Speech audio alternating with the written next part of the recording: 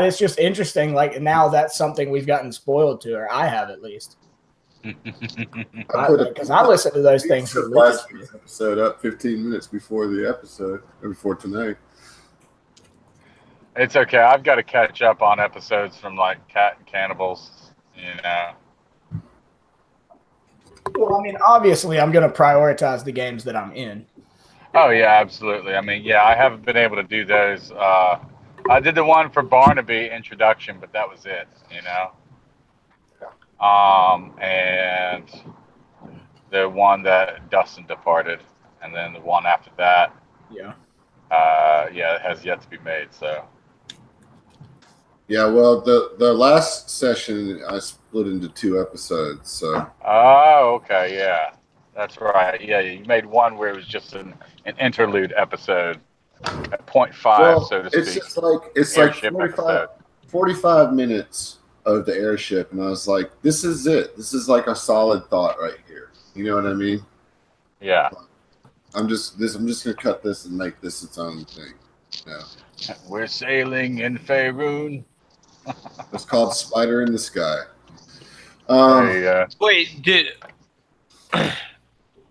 Wait, so you've got that one out?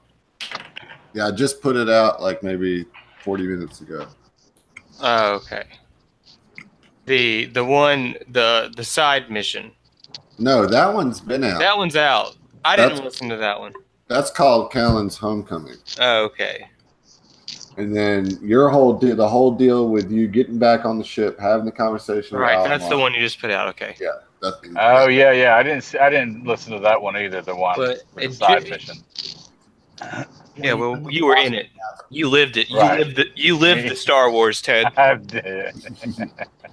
Well, you know. Right. So last time, since we don't have the episode to listen to, you guys landed on the island, or the glacier rather, and like amidst a very snowy, blustery storm, right? And Kaz kind of scouted out one of the lodges, kind of crawled his way up and peeked in over the opening and saw that there was a throne room. So you guys went in that lodge. You went into an empty mess hall, but it's obviously has been used sometime in the last 24 hours. Worked your way upstairs and completely obliterated a wizard that you found there, and then made pretty short work of 2 frost giants and their winter wolves, although you guys all took a pretty good beating to the point. One point, actually, Kazwa, you were knocked out. But you have just defeated those 2, and you find this throne room otherwise empty. However, in the left corner, you see 7 big white ovals that you recognize to be dragon eggs. I call one. They're huge, but just letting you know that. You guys sit on it? It's weird, some of the parallels that happen between the 2. Yeah. How big are they? I'm about to tell you. How big are they? They are 4 feet tall and 300 pounds. And each of them are covered with a thin glaze of ice. They're 4 feet tall, you said? Mm-hmm. Yeah. How wide are they? I mean, they look to be, they're oval shaped, right? So they're probably about 3 feet wide. No, they're bigger than that. Jeez, that is like, they're Thren sized. What are we supposed to do with dragon eggs? Furthermore, why do the frost giants have dragon eggs? We shouldn't destroy them immediately. This is a very good question.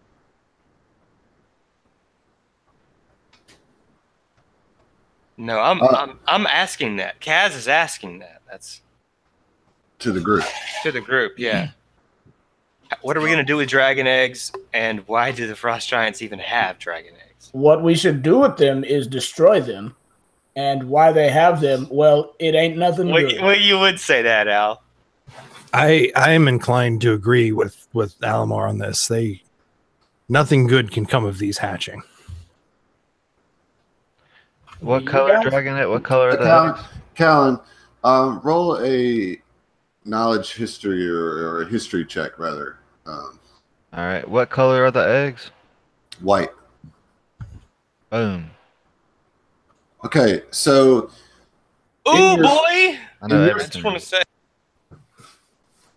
in your studies, you know, and you can choose whether or not to share this with the group or correct Alma or whatever you want to do. But you know that the chromatic dragons tend to be ones that are evil or ones that you don't want to trust or dangerous, and that chromatic or metallic dragons are friendly, right? So gold, silver, copper, those types of dragons are usually intelligent and at least like friendly, but it's the chromatic ones that tend to have a more evil disposition. All right. I'm gonna relay that to the group. And what color did you say these were again? They're white. They're white. Okay, but I don't have a lot of experience with dragon eggs, so I'm just curious, do metallic dragons have metallic covered eggs? Yes. Yes. Okay. I mean, these Callan can certainly surmise With these that are nat white 20? Well, these are white dragon eggs. You know. Okay. Okay. just to provide some clarity on that, Almar pulls out. He's had since birth, wrapped in a purple cloth, a fragment of the egg that he hatched from. Really? You carry that? Isn't that Alamo, kind of gross, Al? hold on, Al. You came from an egg. Yeah. He's a Yeah, of course he came from an egg. I mean, look, I don't know. He's the only He's dragonborn that I know. reptilian. He's the only dragonborn that I know. So Yeah. That's true. But look, it's. I mean, here's a fragment of the egg, and it's gold, just like me. You spent too long in the field, not enough time in the forest, Jirai. there aren't dragonborn in the forests, but sure. But there are reptiles in the forest. Reptile eggs are typically white, Like these? I suppose. But Hey, but Alamar's egg fragment is in fact gold. Correct. I guess. Sure. Yeah. Alamar? Yeah, it Your is. egg fragment, that's what you said, right? Yeah, okay. Are you a gold dragon? Yeah, I'm a gold dragonborn.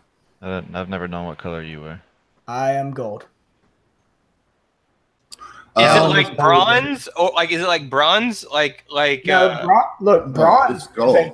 Bronze is a color that the dragons can be? I'm Okay, I'm specifically saying gold. like, do your scales have the luster of a gold ring?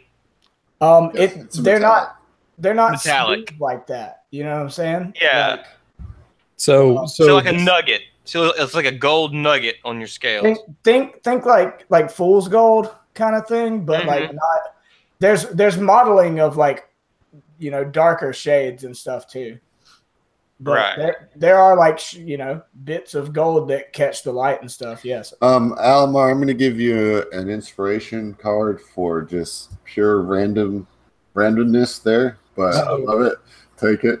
So 2 years in, everyone meet Alamar Brightscale. Right. I mean, he's a like, gold dragonborn who does hatch from eggs, and he hates dragons. In case you didn't know. So these I dragons mean, are just definitely. like, I figured bright scale was a pretty good indicator. Like that, yeah, I do have like gold shiny scales. I just thought that they were bright.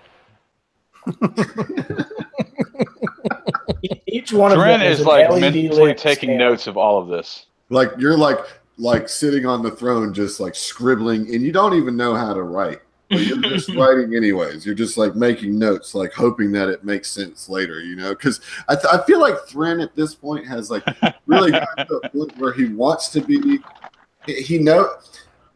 Thren is more aware than anybody's given him credit for. So he's aware that he just hasn't been educated, and so he's like trying to like slightly educate Self-educate. himself. Yeah, but just doesn't know how to do it really.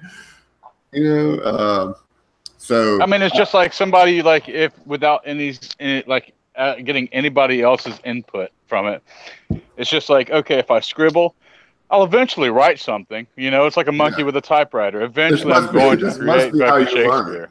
Yeah. Yeah, Like exactly. it's you just know? like it's just that kind of simplest answer. This is how somebody learned how to write. They just started doing it. So it must be. Yeah, exactly. Somebody fucking just did it. I mean, I'm a fucking barbarian. What do you expect? You know, this is how we learn to write.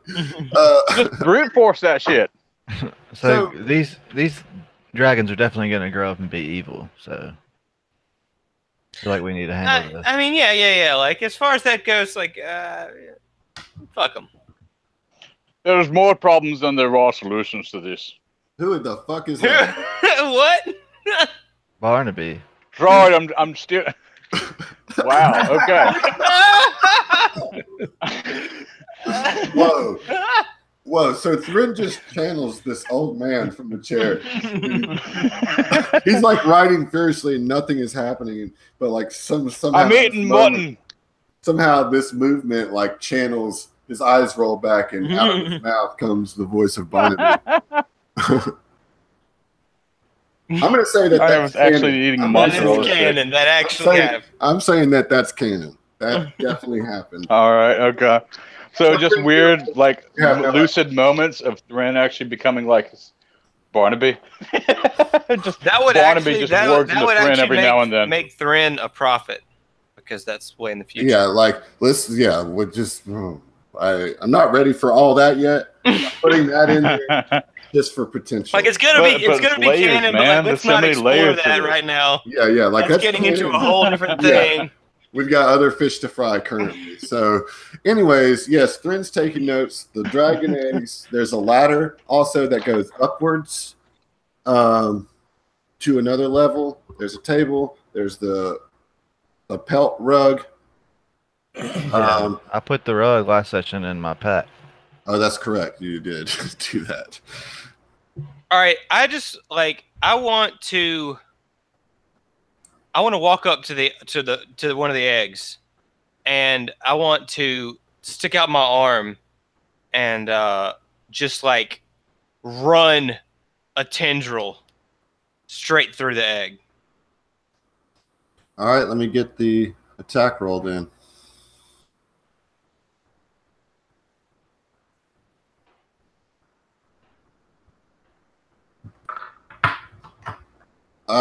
Yeah, it like kind of splashing parts around the egg, and the egg remains I can't take it. I can't take a 20 on that, dude. No, these are fucking dragon eggs, dude. They're fucking dragon eggs, dude. Okay, so I'm gonna pull out my scythe and I'm gonna fucking stab into one. All right. Okay, yeah, that you just roll a d2. A D2. Yeah. Does that exist? Well, no, but it's basically flipping a coin, but Oh. the formula you can just do it. Okay, yeah, you just crush that egg and it just like this kind of white, silky, like it's not quite formed shape, just kind of melts down onto the ground at your feet. Sling a firebolt at one of them. I want to get in on this action. Go stand on the one that you just killed. Whichever egg. I went to the first one. No, it's over here, buddy. Oh, this one. Okay.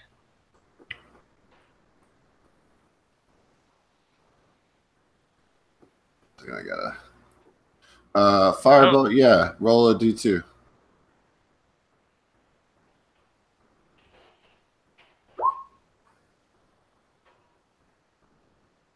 All right, yeah, it just kind of like explodes as pieces of shell kind of zing into the wall, and yeah, again, this kind of silky, half-formed wormling spills to the floor. Wait, Some so of these might be ready to hatch. We're not like in a turn order right now, are we? No. All right, I want to be powering up my dagger again. so look, are these the things in the top left are the eggs, right? Yes. Okay. Oh, okay. Are they? So Yes. which What ones are these things then? Those are just shelves with like cask of ale and.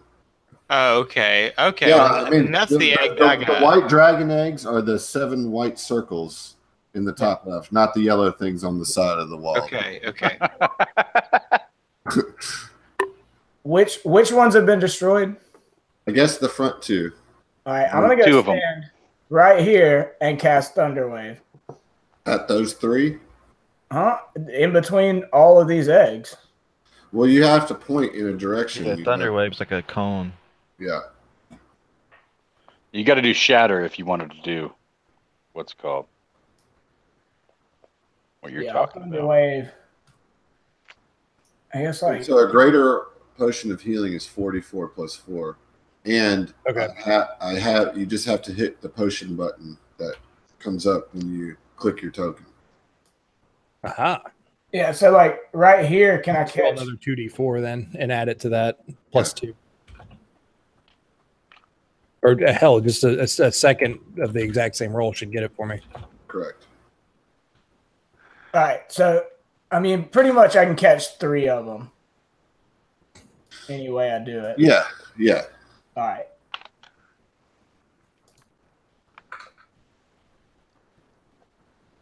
So they just kind of rattle in their position, but nothing happens. I want to ready an attack near one Okay. without attacking him. I'd rather kill a live one My dog's rather than while it's tearing defenseless. something up. Hold on, I'll be right back.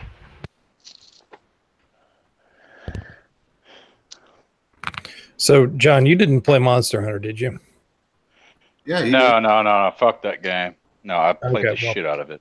So you're saying you want to wait for a live one? All I can think of is Xenojiva coming out of the ceiling. Oh yeah, dude. Absolutely. Get that G-rated. I mean, that was a baby. Yeah. I want to get the G-rated Xenojiva. Not really. I think that one's out of all. I mean, I didn't play any of the other ones, but I do got to say, I'm a little bit miffed at that. That's going to be the G-rated. The final is a fucking Xenojiva. We'll see what happens. Like, has that been confirmed? This is off topic. It's basically quasi-confirmed only because they've done that with every single other one. Gotcha. All right. Yeah, We've we'll see where it enough. Well, Will had to go AFK. Oh, okay. All right. Oh, Will, you're back. So, Yeah, just sit down. yeah, Alomar, your spells seem to have no effect on.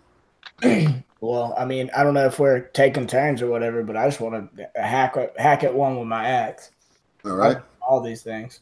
I just want to go down and stat. I just want to. Yeah, let's just kill some babies, y'all. I mean, I'm just trying to kill these eggs. Like, I got you. Yeah, but like we got to do it one at a time. Alomar, roll D2. As Alomar is hacking at these things, Dry looks at him and says, "Hey, buddy, you honestly you don't look so great. You might maybe drink a couple potions or something. You're looking kind of rough. I don't want one of these to pop out and surprise us." Well, as you're saying that, yeah. Go on. A white dragon wormling pops out of the egg that Alomar just split, and it's going to. I'm gonna hold my hand out and bond with it. It's gonna make an attack. Gonna make a little bite attack at you, dude. 15. It's not gonna hit, right? Nope. Yeah, so it just like comes out and snaps at you. I don't necessarily want to go in turn order for this. Can we get through this without being in turn order? I mean, That's up to you, buddy. Absolutely. can I just hit him again? Yeah, just hit them just make sure everybody gets to do what they want to. You know what I'm saying? All right, that's a hit. All right, yeah, you bloody it with that. Just like I'm gonna sling a firebolt at it. I think he gets a second attack though, right? But then yeah, you can do a fireball. So yeah, I mean, what are you doing here? Tell me what's going on. This thing's Okay, so I mean, like when he saw that there were dragon eggs and they're, monochromatic, which he knows is evil leaning. Like he just gets blinders on. He's like, we got to destroy all these eggs. So hacks at the one egg and one pops out of it, and he is totally surprised by this. Jumps back and it like tries to bite at him, but it's fresh out the shell. So just instinct kicks in, and he's just like, X gonna give it to you. Yeah, I mean, you kill it.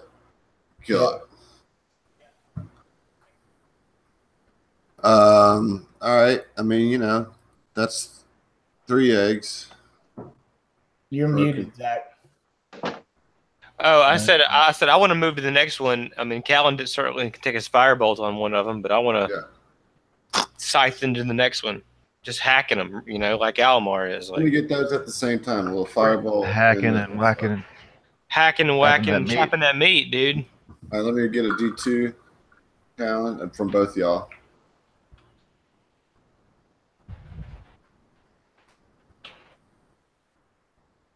Nice. Yeah, so straight killed them motherfuckers. Those 2 middle ones just split apart. You don't even see a form of a wormling in those. Just, All right, there's 2 left. The dragon abortion clinic. Yeah, you guys have really, really done it this time. Fuck the slaves in the other one, abort dragon babies in this one. Killing giant children. Yeah. Yeah, these are seriously late term abortions, man. That doesn't hit Alomar. We are officially chaotic neutral for sure. Oh well, I mean, my character's alignment at some point has shifted from neutral good to just neutral. So, dude, we're killing fucking evil dragon babies. I don't give a shit. Like this is totally kosher with. Look, I'm not saying this isn't, but like that's still like, something that a good character would be like, well, I don't know, Nope. Not for a second does Alomar have a problem with this. Yeah, I would. Kaz might have, but Kaz doesn't right now. Kaz is in full aggression mode. You got the mask on. Kaz is Kaz right now. At this point, something that I forgot to talk about last session, but Alomar and Jirai, you see when Kaz kind of gets in combat mode, you see these red threads start to glow on his armor that just kind of like surge, and they almost like kind of represent his life meter. You know what I'm saying? If there's it's like his armor when he's at this stage has like a combat mode that it goes into. Gotcha. Yep, that's pretty cool. So cool, kind of creepy. Yeah. That's the general consensus here with this shit. Like, pretty cool, kind of creepy. But yeah, so Kaz, I mean, I know it's tough, Zach, to play Kaz aggressive and not as Kaz. I walked right up and you're good. You're good. Baby. No. I'm doing no, you're doing fine this time. I was just how aggressive does he need to be? He's killing babies. I was noting that you were doing it because I know how difficult it is. Right. Right. So like, yeah, all good. I guess I should give you an inspiration. It's really the best way to. Yeah, I don't have show any that I care. I don't have any inspiration. Oh. So let's take care of these other 2 eggs quickly. Yes. Yeah, I'm gonna go and I'm gonna hit the next one. As soon as I'm done with one, I'm moving to the next. Like, yeah, I mean, I'm just hacking away. All right, both y'all. Let me get those D2s.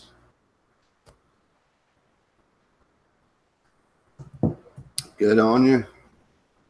It's like Kaz. It's almost as you're killing these things. Like even if there was a chance for it to be alive, like just your force in it, like stifles any. Yeah. Even if it was, I'm just like stabbing it right in his fucking heart as it goes in. I'm just little squishy brain. Yeah. However, Alomar, once again, one pops out at you. Almost as though they're trying to confront me with the dual nature of being a dragonborn killing baby dragons. Yeah. They're taunting you for sure. and it's going to make its little surprise attack. Oh, I have to play this immediately. Okay. 16? No. All right. That's pretty. That's not bad. What is it? Oh, that's the card That's that the card saved. Gareth had. Yeah. Like you basically, yeah. That's the card that saved him. So you could just like maybe take that back in your hand, or you could delete it. We could just remember it, right? That's I'm not going to forget that I can't get knocked out. It basically it gives you the half orc racial ability. Kind of, but you get the exhaustion. You get the exhaustion though. Yeah.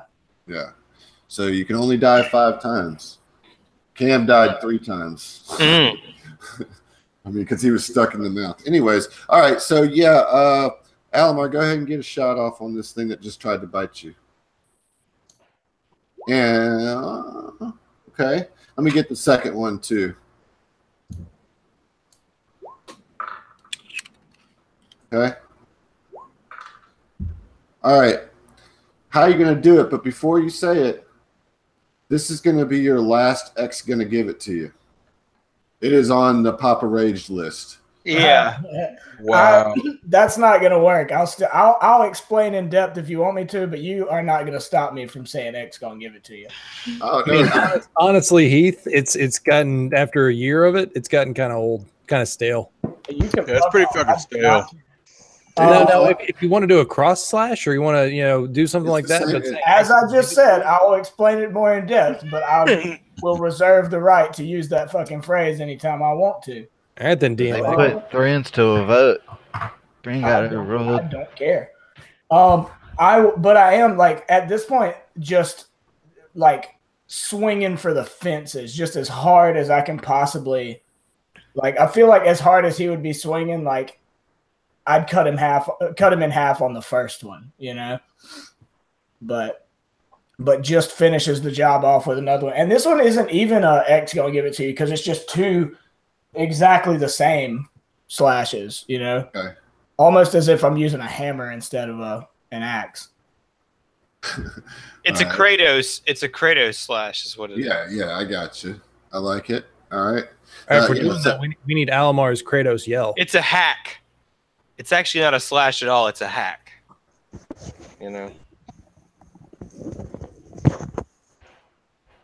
X gonna give it to you. Thren's gonna start doing X gonna give it to you. Yes. He's gonna steal it from you, man. All right. So yeah, you've destroyed all these dragon eggs. Good riddance. And I spit on him. All right, where's the rest of these giants? Thren has just been strangely refrained from any of that action. I know. feel You like- sat there I and feel like- watched them do that. Yeah. I feel like there should be more giants. I wear out all the giants. Does anybody want this saber-tooth pelt? Callan has already got the pelt. That's what I'm saying. Yeah, okay, perfect. All right. There is a horn Where? on the table, a drinking horn, an ivory drinking horn on the table. Already there. It's made from the tusk of a mammoth. Okay, I'm definitely there. In fact, Thren is drinking out of it right now.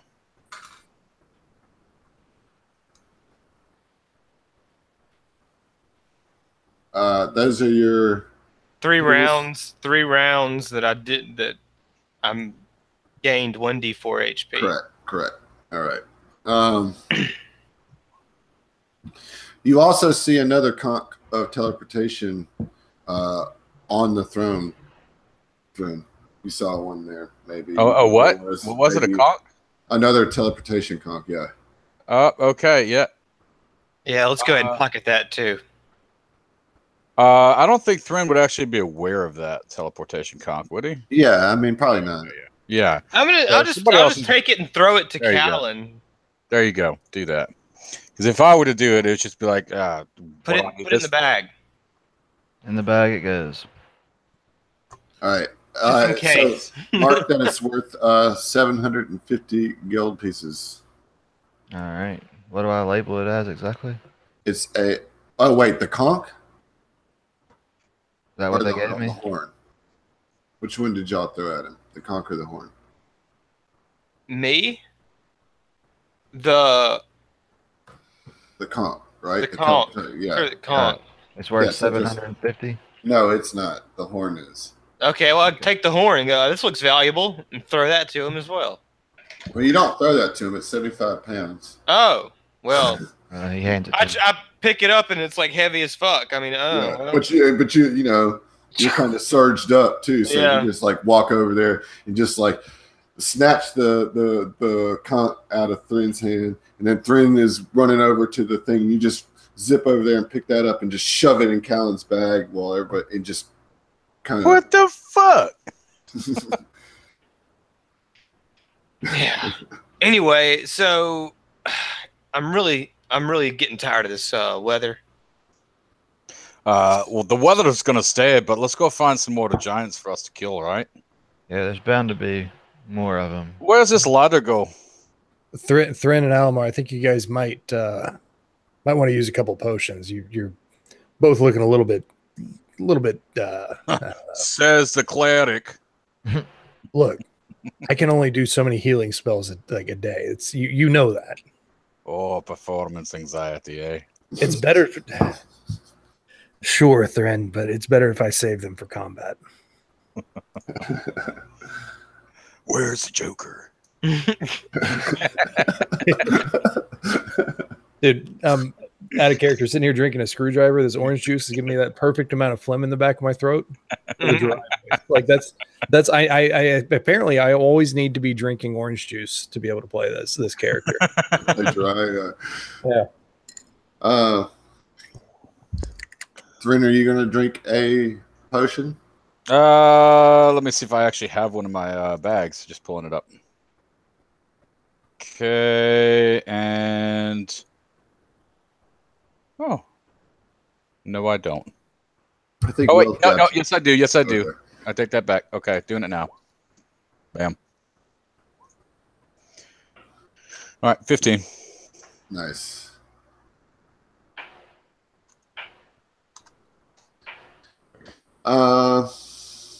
Okay, so what do y'all want to do? Let's take the ladder. Okay, the rungs are 5 feet apart. Dude, that second wind is dope at high levels, ain't it? Yeah, man. Especially when you roll max on the dice, you know? Yeah, the fact that it's plus your fighter level is dope because I have no desire to ever multi-class. Yeah. Okay, I just want to fucking skitter up there and just like take a peek at what's up there. How high does the ladder go up anyway? The ladder goes 40 feet up. So, I mean, it's manageable. I'm just kind of giving you guys. Well, I'm just saying, like, the rungs are 5 feet apart. I feel like I'm just going to Assassin's Creed up that bitch. I mean, do it. I mean, Jirai does have the immovable. What is it? Immovable rod. That's so unnecessary now. So unnecessary. Like, you guys can certainly climb this. You're very sturdy adventurers. You've been killing giants. This was a ladder for giants. Stop you. You know, I promise you. You got. I'm just kind of giving you some flavor. It's a giant ladder. All right, so I'm gonna give you some flavor back and say that Jirai uses the immovable rod over and over as an extra step, like as an extra rung. So there. Okay. How about that? Yeah, like every 2.5 feet, you're like. Pretty much, yeah. Okay. It's like, fuck you. I'm not dexterous. I'm going to make sure that I don't bust my ass on this. He's not. Yeah, you're right. You're right. All right. So, Kaz, you kind of zip up first. So, I'm going to give you kind of the jump on. No doubt. This is clearly the top floor of the lodge because you can kind of see the pitched roof here. Mm-hmm. And there is a wide triangular opening in the west wall that allows the wind and the snow to kind of blow in. Near this opening, hanging from the chain, bolted to a rafter, is a 20-foot tall wooden cage that holds a giant owl. A wooden latch keeps the cage shut. You see several wooden barrels, crates, some chests in here. Yeah, and that's kind of what you're looking at. This looks to be just kind of it. You know, it's not so much a storeroom as it is like. I mean, there's some treasure chests and shit up here, and there's some. This looks maybe like kind of like the a treasury of sorts. But it has a giant owl. But there's a giant owl in a cage right here. Yeah. By this time, you know. I'm definitely gonna go greet the owl. Like Grief the owl. no grief, no, not grief. Greet the owl. Greet the owl. Yeah, I'm gonna walk up to it. Like I can put my hand on the cage. Grief the owl. He goes up and teabags it. Okay, so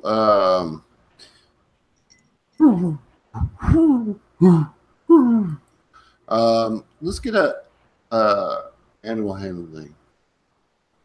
Okay. I have a +8 in animal handling.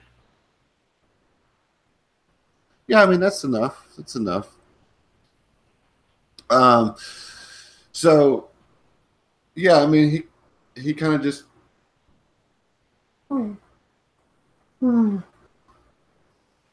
looks at you, you know. Yeah, I mean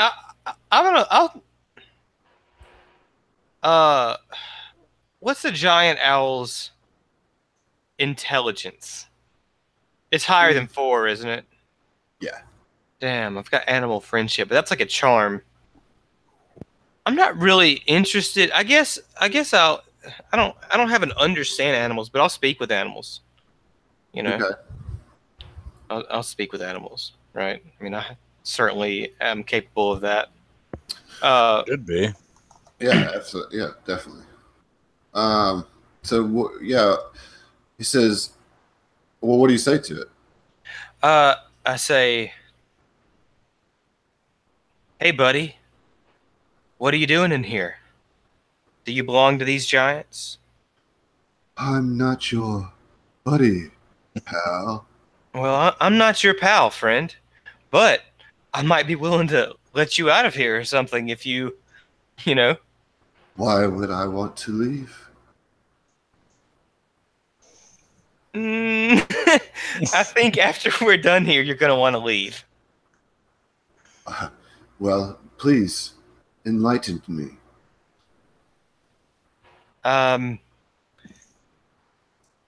These giants are not long for this world. Oh, it is your intent to kill them?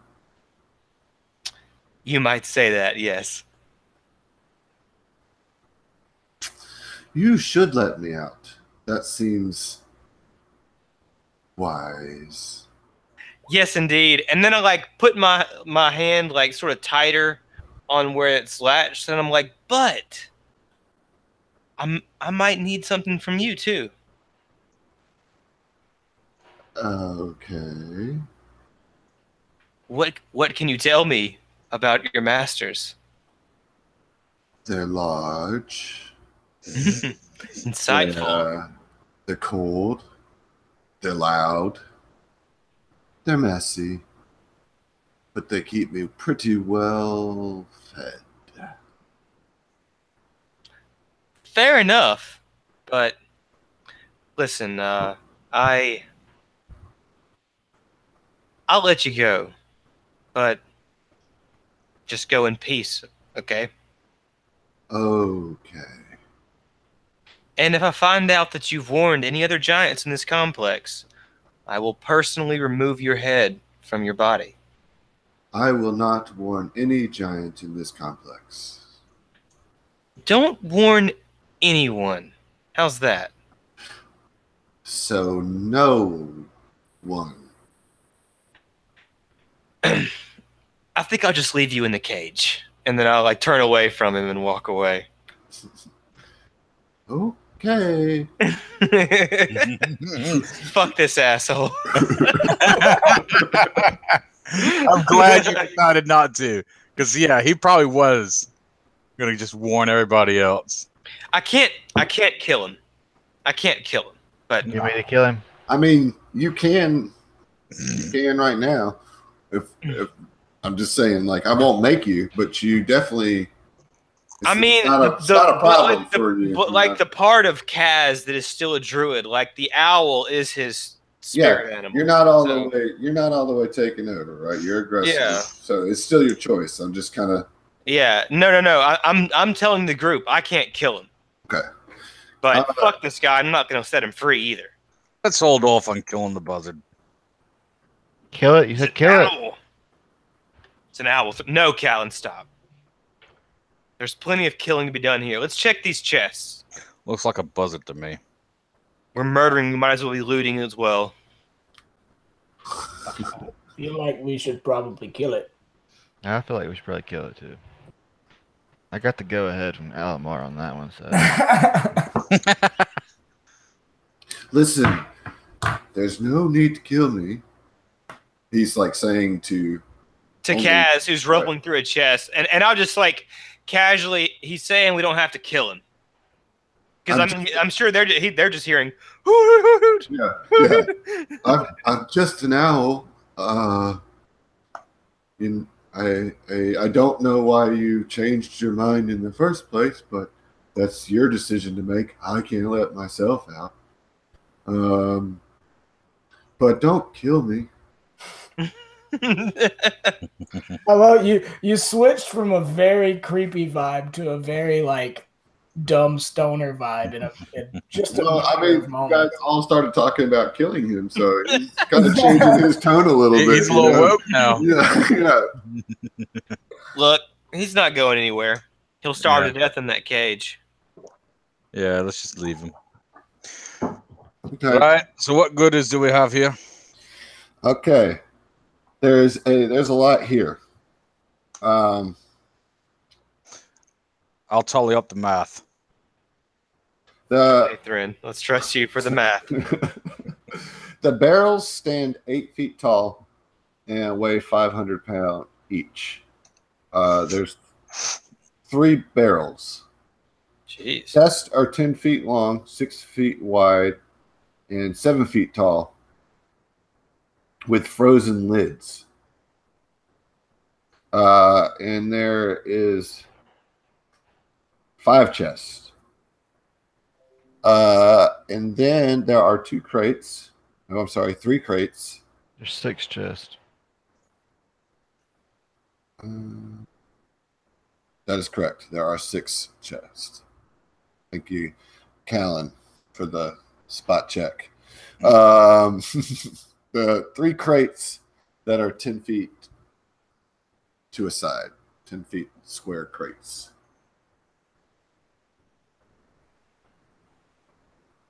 So, what do you guys want to look at? I mean, I know you want to look at everything, but you got to. I mean, we're all up here now. Oh, okay. I want to start cracking open one of those barrels with my sword, since it's a flame sword. It's going to be full to the brim with blue guano. Okay, dude. You crack it open with your flame sword, and the barrel explodes, and I need you to roll a dexterity save. Oh, that's fine. I can do that all day. I got a what's it called? Advantage to dexterity saves.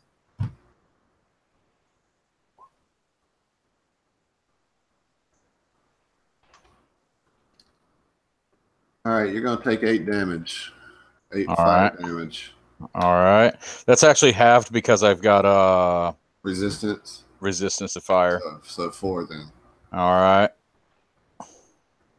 All right. But regardless, you just swung a flaming sword into a barrel that exploded right in your fucking face. Yeah, it just went.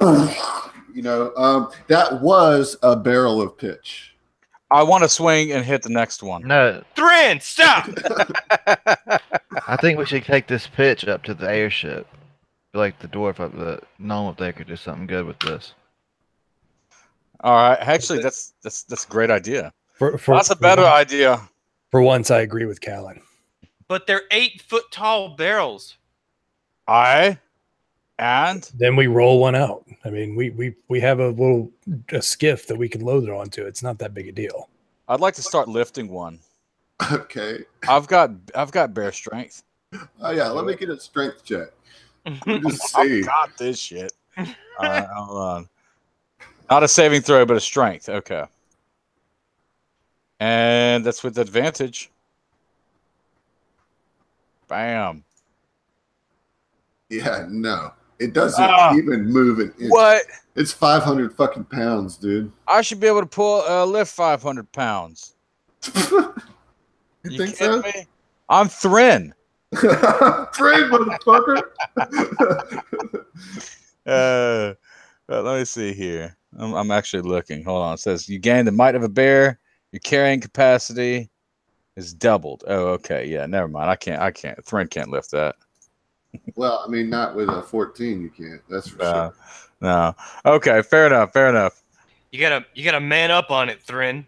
You You're actually right, want to you're try right. this. So, This is hey. stupid. Hey, But guys. yeah, I want to see you guys. break your back. Hey guys, Thrin, stop for a second. Why don't we team lift it? We can have multiple people carrying the same barrel. No. How big is this window right here, Adam? You know, it's giant size. Pull the airship up to that window. It's 40 feet. Now, here's the thing. Other people will take notice of that Zeppelin moving in to I mean, we don't have to do it now. I'm just saying, could the Oh, airship yeah. pull up to that window? Yes. Fuck Okay. yes. All right. Okay, that's good. We get done Solve here. that. We just need to pull up get that up there, and then knock this thing over and roll it onto the Last ship. time we got done with dealing with some giants, we had to make a mad dash out of a canyon as it was collapsing. So consider the possibility that we might not have time. I'm with Colin on this. That's using your noggin. Man, I don't see how else we're not gonna get that down that ladder. Yeah, that's a pretty good point as well. What's in these chests? Like I've been All right. rummaging through these chests for All a right, few so minutes. the chest is going to require an athletics check to get open, Oh, let me do that. but you're going to need some, or you can thaw it. I want to channel some heat into the one I'm going through. Oh yeah. I mean, I could definitely heat Yeah, it you up. guys Dude. both kind of have that ability, Yeah, right? we have cantrips. We have flaming cantrips. I mean, All right, so yeah, Kaz, the chest that you're looking at has 4 50-foot lengths of chain. There you go. Chain Never have up. enough chain. Chain up. chain up. Yeah, like, we're not going to rope up in Storm Kings, dude. You chain up in Storm chain Kings. up. Oh man. Actually, those chains would be great for the For the airship. airship, dude. Yeah, We got yeah. some fucking chains. Hell yeah, and we can attach them to the fucking barrels. Alistair's going to I be so fucking happy. I see the chains in the chest, and I turn it. I'm like, how much room do we have in those bags of holding? Like, It doesn't matter because we got the airship that we can. Oh, I see. Yeah. Well, okay, so that's what's in that one. Callan, Okay. what are you opening? The crate in chest. front of you? No, I mean, this is where I was, just the chest. All right. So that one has 300 copper, 400 silver, and 200 gold piece. Nice. 300 copper. He's writing it down. Okay. Thrin, you're opening that one? Yeah, and athletics check. Yep. Yeah, you just like rip it open, you know. And you find 600 CP, Okay. 100 silver piece, 400 gold piece. Mine's better. I want to start trying to use my spear to start trying to wedge open this crate that I'm at. The crate opens pretty easily, man. Okay. That crate, you pry open the top of it and you see a bunch of straw in there, and you see the tops of what looks to be 12 small bottles, and then there's like a layer. So there's you surmise that there's like a layer of bottles here in this thing, and you can't quite make out what as I said, like these flasks are very, very tightly packed with like straw and hay and stuff to keep them from like moving in any way. I want to call Jirai over to me. Hey, Jirai, come look at this crate. Yeah. A resident crate expert. And I lift up the straw on the top to show you the tightly packed, bottles in the crate. Any idea what these might be? What I know, is there something I can roll to say whether or not I'd know? Yeah, there's certainly something you can roll on it. This is a skill we don't use often, so I have to look and see what it feels. So you don't have. There's not like an alchemy skill. What's the closest thing to medicine? That? Yeah, I guess medicine would be it. You have no idea. No. You have no idea. You say it's penicillin, but it's heroin. Elmar, I honestly, I don't know. Can I take a look at it? Yeah, sure. I have an herbalism kit as well, and I mean it's the same role for me. Like it's like I have the same proficiency, medicine or an herbalism. So you're just like right now, all of you guys are just kind of peering in, looking at the top of it, and you can only see the very like top of the neck and the mouth of the flask. The rest of that layer is buried in straw. You can't even see what's in the flask. All right, can I pull it out? Roll a dexterity save for me. With advantage. I mean, you're being careful. Yeah, so you pull it out, and inside you see this kind of like orangey red swirling liquid. Like the color is swirled. The liquid itself is pretty stable, but like it's like this flask in this kind of round bulbous bottom. I mean, I am an amateur potion maker. Is there? Yeah. So find out what it is. Like, do I have an idea of what it is? Yeah, you can roll like. I feel like this is like a knowledge thing, but it's not a history. It's not an arcana. Just roll your herbalism.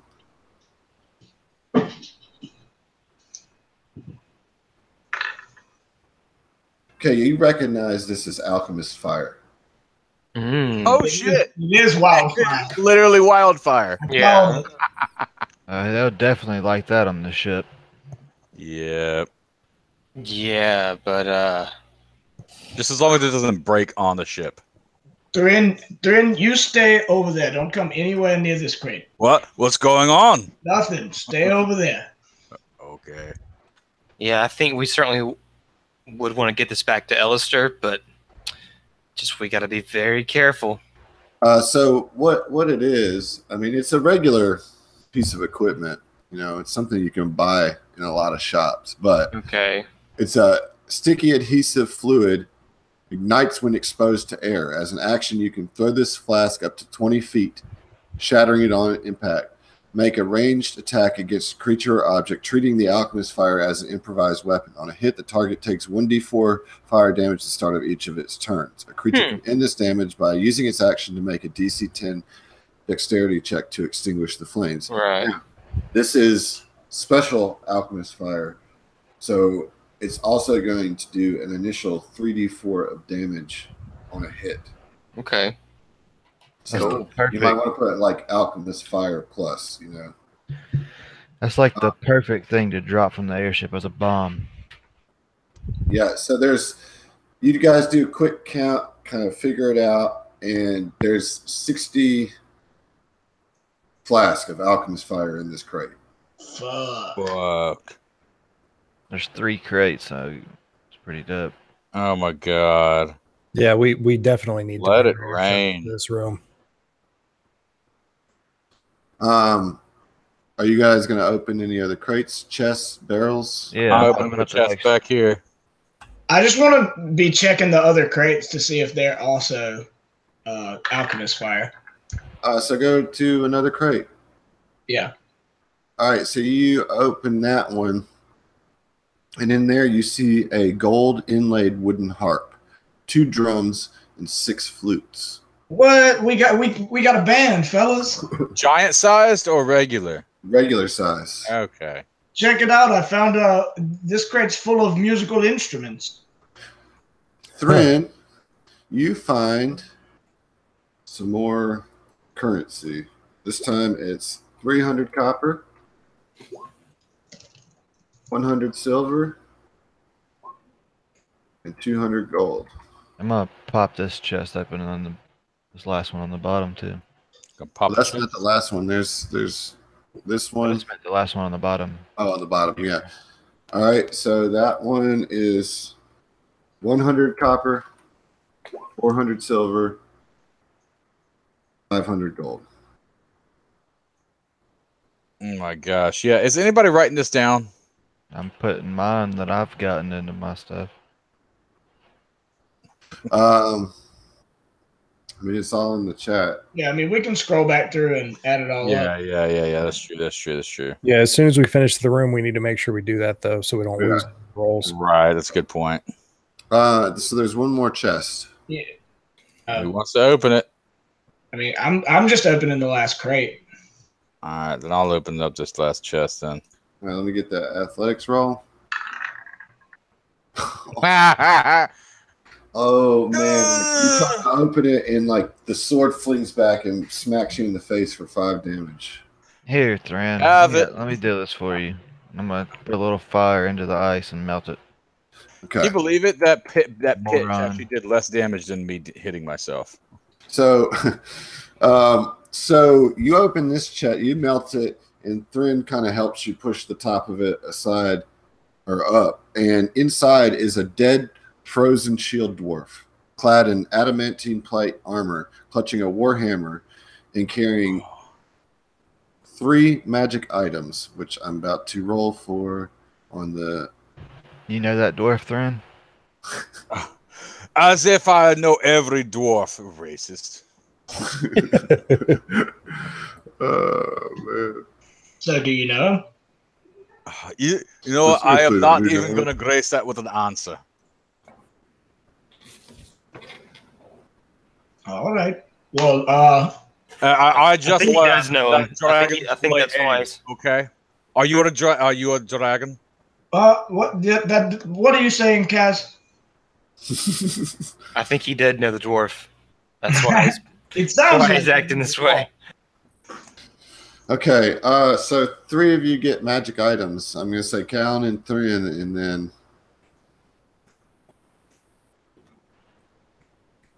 y'all fight it out amongst yourselves. Well, can I open this last crate? I mean, let's find out what the items are and then decide who they'd be the best for, right? Like, isn't that Fair enough. I mean, that would be Fair enough. best, yeah. like we're doing master looter here, guys? This is not need or greed. Oh yeah. That's a lot. We've got a serious static. We're in a heroic raid right now. This is Okay, hold on. It's a spell scroll. That's mine. I mean, you're going to be the only one that can inscribe spells from scrolls, right? Yep. So I Oh call wow. Okay. Well, Yeah. I mean, yeah. It's the That's wish spell, right, Adam? It's a probably what? not. Wish or tiny hut. you can guarantee that it's not. You know, like it's definitely. Okay, can it be a small hut? Large hut. Micro hut. Here we go. Excellent. Nano. Level. So it's a 4th level scroll. It's going to be a 4th level spell. Nice. Those are all fairly good. So I'm just getting to the. Sorry about this. I've already got Dimension Door Blight. It's all right. It can be edited out. Yeah, I have to edit it out. Jeez, I apologize to myself. It's a.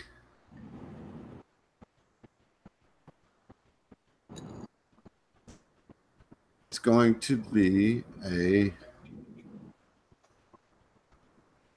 Faithful Hound scroll. What? Faithful Hound. You conjure a phantom watchdog in an unoccupied space that you can see within range where it remains for the duration until you dismiss it as an action. How long's the duration? 8 hours. Nice. The hound is invisible to all creatures except you. It can't be harmed when a small or larger creature comes within 30 feet of it without first speaking the password that you specify. When you cast this spell, the hound starts barking loudly. The hound sees invisible creatures and can see into the ethereal plane. It ignores illusions. The start of each of your turns, the hound attempts to bite one creature within 5 feet of it that is hostile to you. The hound's attack bonus is equal to your spellcasting ability modifier plus your proficiency bonus. On a hit, it deals 4d8 piercing damage. That's pretty sweet. Wow. You can have a new puppy every day. Yeah. A new invisible puppy. Yeah, I'll never know it's there. But I certainly won't fuck with Kalen now. Except you won't say his name right. Except No, you I just won't. did. Yeah. No. There's a potion of invulnerability. Go on. And there is a scroll of protection. All these scrolls. What am I supposed to do with scrolls? Can Callan inscribe a scroll of protection? I mean, What is it? Is it a spell? is it a wizard spell though? Like you can't. Can you inscribe cleric spells and shit? I don't even know if that's protection's not a spell. I think it's just like a one-use deal, you know. Right. It's like a Elder Scrolls scroll. Right. Like because protection one-time use. for any Consumable. Just like that Faithful Hound is a consumable, right? For some reason, it's not coming up. I can inscribe Faithful Hound into my spell book. And Oh, that's awesome. Oh, that's even cooler. Okay, I see.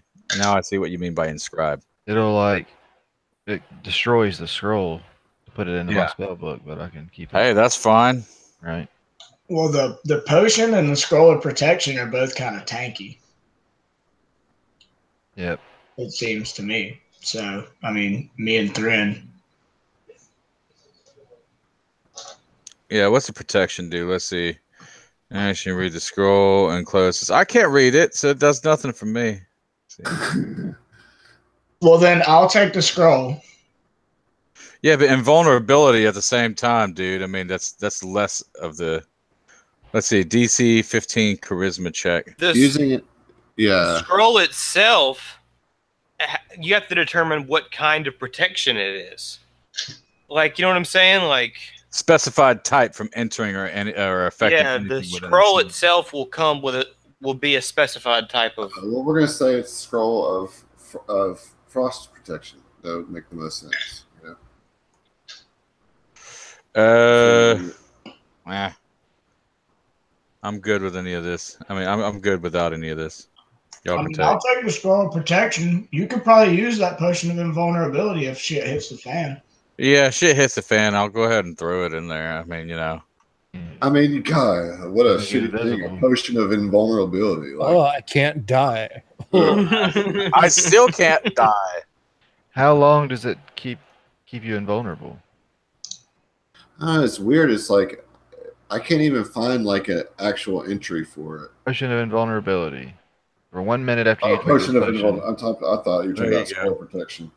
Sorry. for 1 minute after you drink this potion, you have resistance to all damage. The potion's syrupy liquid looks like liquefied iron. Resistance. Oh yeah, you kind of already get that.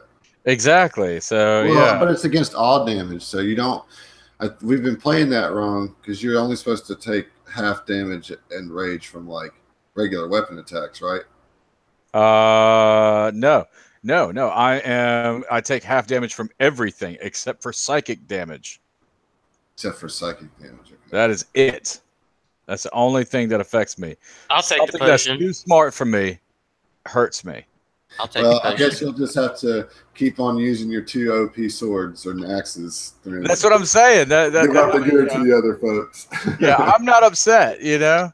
if I'll it, take the if it helps potion. everybody else, All right. yeah, go ahead and take it, buddy. I just didn't want to be greedy. I was like, I'll take them both, but goddamn. And in the final crate, you see a dismantled clockwork mule, along with a scroll of instructional diagrams in Dwarvish script. We definitely need to get that I back. can read. Dwarvish. Definitely.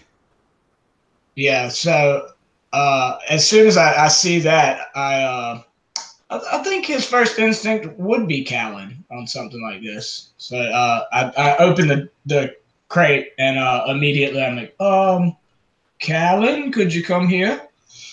What you got? And I just gesture with my hands to the box and the instructions. I'm gonna pick up the instructions and just kind of glance over it so I can read Dwarvish. And I all. mean, yeah, it's going to be quite an involved process. You know, it's not something that you could do in any short amount of time, but you certainly surmise that it is detailed instructions on how to put it together. All right. Well, yeah, I think I keep forgetting the dude's. What's the dude's name on our ship? Alistair. I think Alistair would be quite interested in this. Yes, He already has a clockwork creature of his own. Hey, yo, could you nah, I guess I'll mention it later. Okay. All right, and that's all the loot in here, you know. So we need to make a plan about how we need to get this back to the ship. Well, I mean, this, I agree, but this is not our objective here. We need to make sure we've killed all the frost giants we need to before we can even hope to abscond with all this loot. Right, but like the last time, like Kaz said, every time we've killed a frost giant lord, that area has collapsed. I mean, I agree with Callan on this. I mean, there's no reason that the airship is right there, like gesturing towards the wall in the direction that the airship is. It's not far away. We can have it come up to this window and load some things onto it and carry on. All right, well, call it up. So I gave Dustin or Daishin that communications disc. I don't remember if we have a way to communicate. He's still got one. The Sildar on the ship still has one. Okay. So Dry messages Sildar or sends Sildar a message saying, "Hey, we found a number of crates that we probably ought to load and onto the airship. If you could bring it around or have it brought around to this window, we'll be waving outside. It's just to the east of where you are." All right. I'll see what we can do. We'll bring it on in. Tell them to make sure they're in stealth mode. That goes without saying. Of course, yes, we'll bring it in. And about a few minutes later, you know, you guys are kind of looking out the window and you see, well, you don't see it, but I guess you have the sense that it's approaching, right? And then you hear, be advised that there is giant's activity in the flue behind your position, kind of on the north side of your lodge, in the big hole in the middle of the glacier. There seems to be some work being done on some ships. It might be wise to take them out first before we attempt this offloading mission.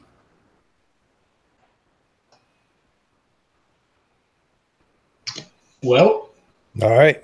Hey, Dry's like, okay, we'll do what we can. I'll be in touch. It doesn't look to be something too serious. Maybe there's one ship in particular that I'm worried about spotting you do this. It's the one directly behind you, and you could probably take that. It's one storm giant sitting on a ship. You could probably take him out without being spotted by the others if you do it stealthily. Then I think we have plenty of cover to get this shit out. So, out of character, what do we have on the ship as far as offensive measures? There's the like some mud. sort of bombs with the corrosive mud. Yeah, the Gorgon bombs. Yeah, Yeah, it's that and the stealth drive. I think is all we have. that's about all we have. And you have just like a normal couple ballistas. Ballistas. And Gotcha. hook things. So Dry's going to call back to Salute and be, hey, would it be possible for you to make a pass with the Gorgon bombs? That might draw too much attention. Yeah. Right, That- Yeah, that'd be awesome though to actually like coat the air sacs. The We're gonna have to airship get up in fucking close. stone. And it might be difficult for me to release the bombs while flying the ship at the same time. That's fair. Understood. Oh, isn't Alistair on there? Guys, Yeah. you already know we're gonna have to get up close and personal on this one. My style. Don't act like you don't want to. And I'm gonna go and just like fucking slink back down the ladder. Okay. Just going. Like Cass is not sitting around with all this bullshit. You see how that man slithers? Look at him. Just look at him. Just look at this. He's all creepy crawly now. Yeah. Yes. Kaz just kind of just fuck it. Is out. He dips out down the ladder. I just imagine he's just got like a trench coat on now. You know? No. No. A trench coat and no shirt underneath. He's just pulling a Mac. Mac. Oh man. Yeah. All right. So the rest y'all going.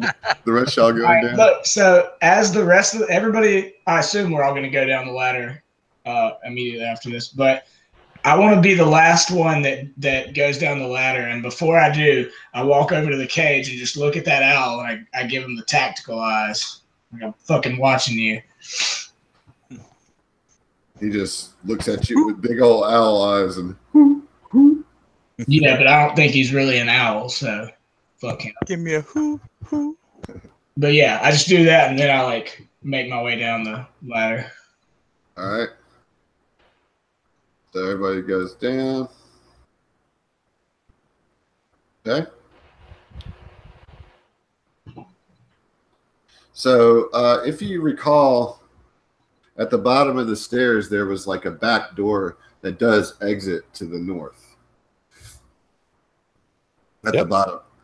At Well, the bottom at of the stairs. At that prompt, I figure, hey, guys, maybe we should go downstairs and exit through the door to the north. Yeah, that seems like a sound strategy. All right, y'all make your way to the stairs, and then I'll take you down. Yeah, I'm just marching on.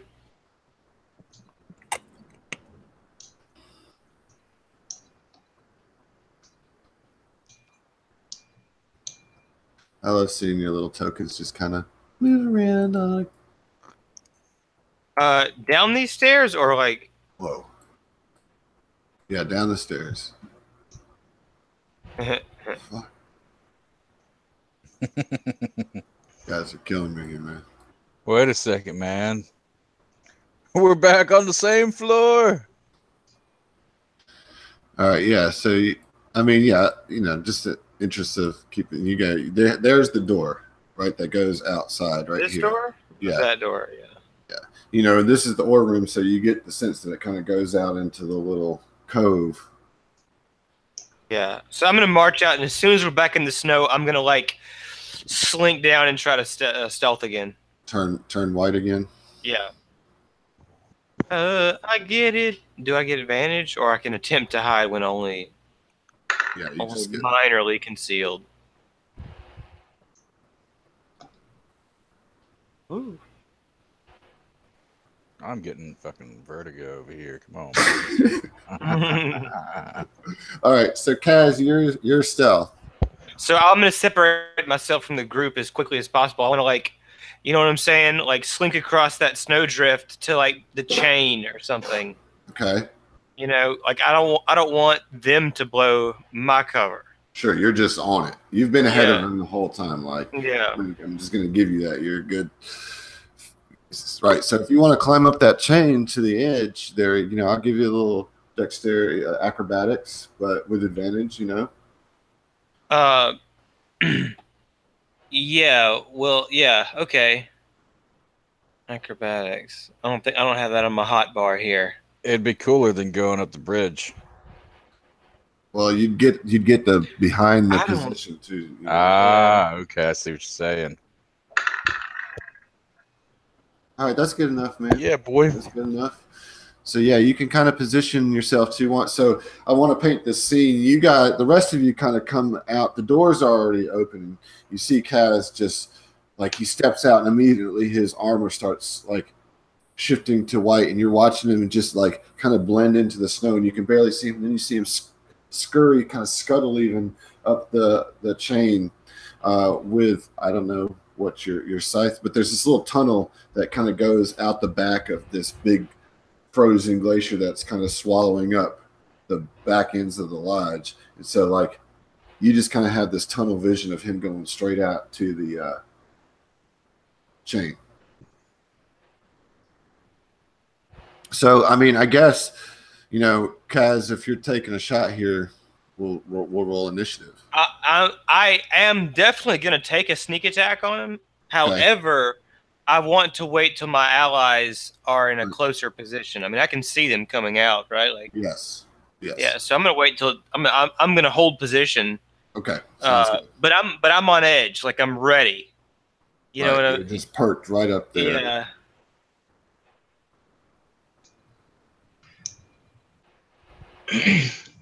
Yeah. Yeah, so I mean, you want us to just kind of creep up and be waiting there? I mean, y'all do whatever you want to do. I'm just saying, you see Cass slink out to the boat, get on the boat, and just wait. I'm gonna try to mimic his stealth movements and like throw snow on my beard and just try to be an ice dwarf, a snow dwarf. Okay. Well, and I kind of turned to everybody and told them, like, stay low, and we'll. And I draped the white cloak around me. So Okay. Yeah, that's what I was thinking. Is like we're all kind of like on hands and knees, kind of crawling up, but those of us that have white cloaks, we're trying to use them to blend in with the snow. Yeah, there we go. Just because I like that, I'll let all of you roll stealth with advantage. All right. Okay. So the frost giant on the boat is like kind of bent over, like hammering something with his sword leaned up against the side of the boat. Right. Yeah. And so I'm just sitting there watching him, and like I can feel like dry, like thirsty, you know. Yeah. You just need something. You need some blood here, you know. So everybody is nice and stealthy. You guys are like 4 humps on the snow, just kind of inching along, like. Yeah. So I mean, I want us to kind of like move in unison, like we're doing spec ops shit. Yeah. And we want to stay together as a group, stay low, stay covered up in snow as much as we can, just to be ready for when the attack springs. All right. Before this pops off, Kaz, you do see across the ocean. Well, let me see if you can. Yeah, I do. Yeah, I see another giant. You see several, like a whole boat full. Oh shit! Of what looks like maybe some barbarians, some yetis, maybe, or an ogre. It's hard for you to tell, and a frost giant that seems to be kind of taskmastering, as it looks like they're trying to get this boat. They're all cutting at the ice, trying to like carve the this boat that has been frozen into the ice out. You know, they're all working on it, just like tink tink tink tink tink tink. So, you know, they don't. There's a nice kind of sound cover as well here. You know. Okay. So they don't really. They're not studying anything going on over here. There's a sleeping frost giant here. Okay, right. I see him too. All right. I mean, I definitely know that we need to try to do this low key, as low key as possible. Right. However, I have zero way to communicate that with them. Correct. Yeah. So you guys can kind of inch up. I don't know how you guys want to approach, but I mean, you're currently hidden. So, but I would say like once you climb up that plank, shit's on. you know. Yeah. All right. While we're sitting here, I'm gonna use my cantrip message and point at Kaz and ask him what the hell he's doing. Hey, that's awesome. I am going to decline to answer, and instead, Ooh. what I want to do is I want to use blight as like a.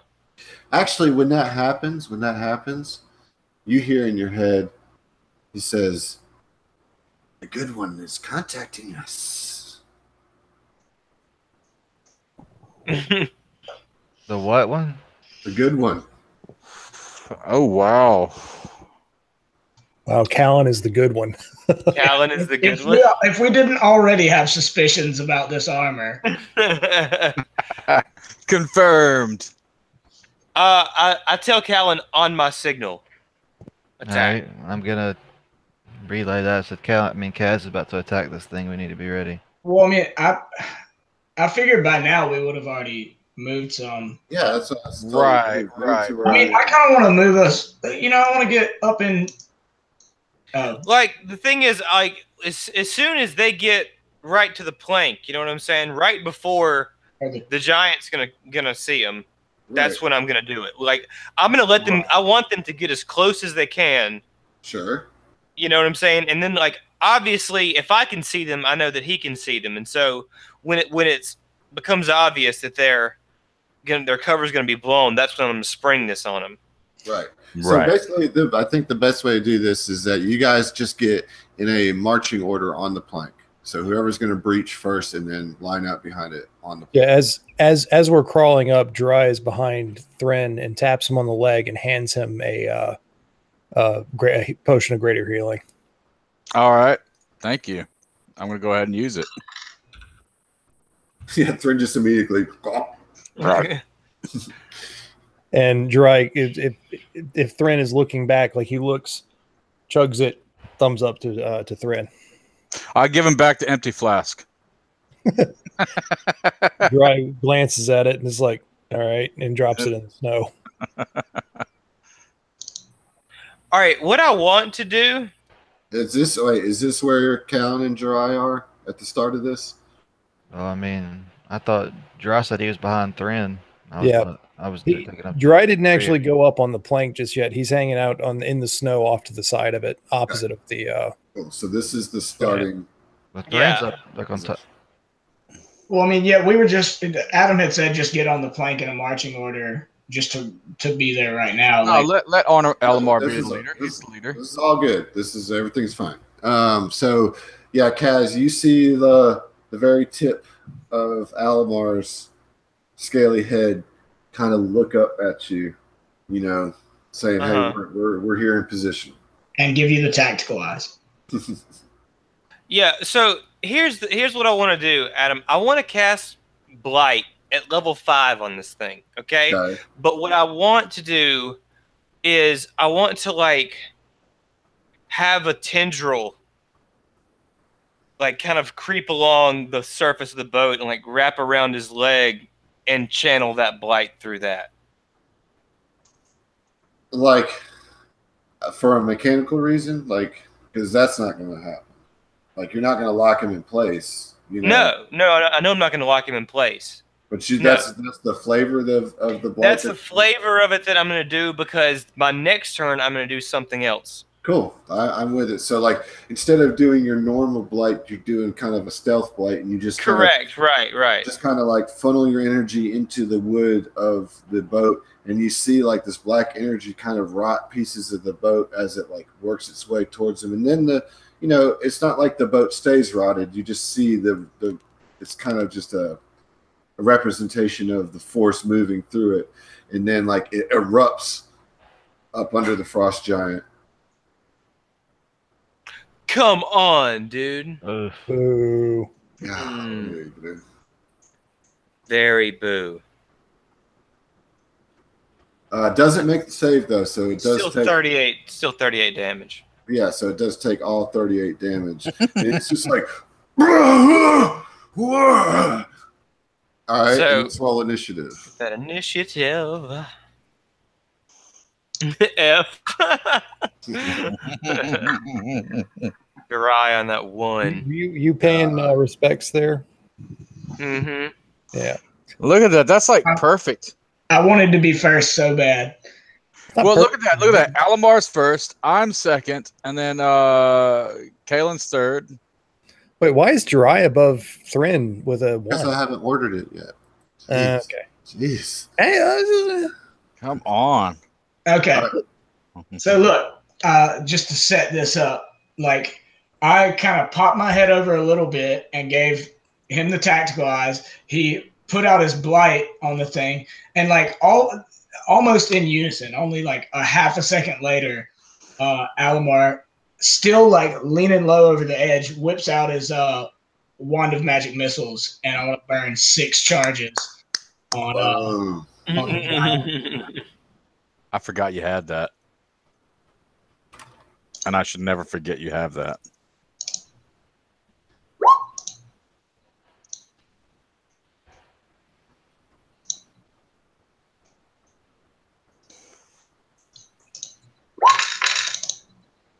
Oh, yeah, that's pretty good, too. I mean, shit. 27, you just kind of like stand up right as you hear the frost giant. Like I'm leaning like over, just barely poking my wand over. I'm still like crouching. Okay, yeah. So like you just like lift up a little piece of your cloak and just stick your wand out there, and like just all these missiles just come flying out of your wand and blasting the frost giant full on in the face for 27 damage. Yeah, and then when I do that, I hop up and I run onto the boat. Okay. Which, how far can I go? The dimensions here are a little weird. I can get like right there. Yeah. Okay, very nice. Thren. All right, yeah, so I'm gonna let's see. We can get like right behind him, like right here. And that's as far as I can go. It's oh wait, no, I can go one more because I'm 35. There we go. And I'm gonna go ahead and throw a spear at his ass. A javelin, you mean? Yeah, javelin. That's what I meant. Literally targeting his ass, though, not just at him. Yeah. Oh, we haven't had an ass wound in quite some time. We burned it out a little bit too much. Yeah. I want to aim for the butthole. Well, no, it's been a while now. It's a good time It's time to come back to that. Yeah, like so Kaz has them all like he was already like kind of bent over hammering on something, and Kaz's blight kind of like came up and caught him by surprise. So he's all bent over, and then he got blasted in the back by these missiles, and then you launch a javelin right at his butt, and that hits. Yes. Oh, let me hit it. There we go. Yeah, you get in there for 8. You give him a little prostate test, and I give a battle cry. Well, a low key battle cry. Yeah, I mean, you guys fucked this giant up so far. Callan, add to the damage. All right. I'm going to cast a lightning bolt, but I'm going to cast it at 5th level. Then I'm also going to put some juice on the top of it. God damn. I don't have enough that many dice in my dice bag. Okay. Jesus Christ. So a dex save. These giants are not so good at dex saves, not like the stone giants. Yeah, fails, rolls a 12. So it's going to take, what is that, 36 plus 8? So that's 44. Ooh. God. Oh. But yeah, Callan, I will say you're going to have to probably step up on the plank a little bit to get a line. Okay, yeah, that's fine. I mean, I was going to move up. Yeah.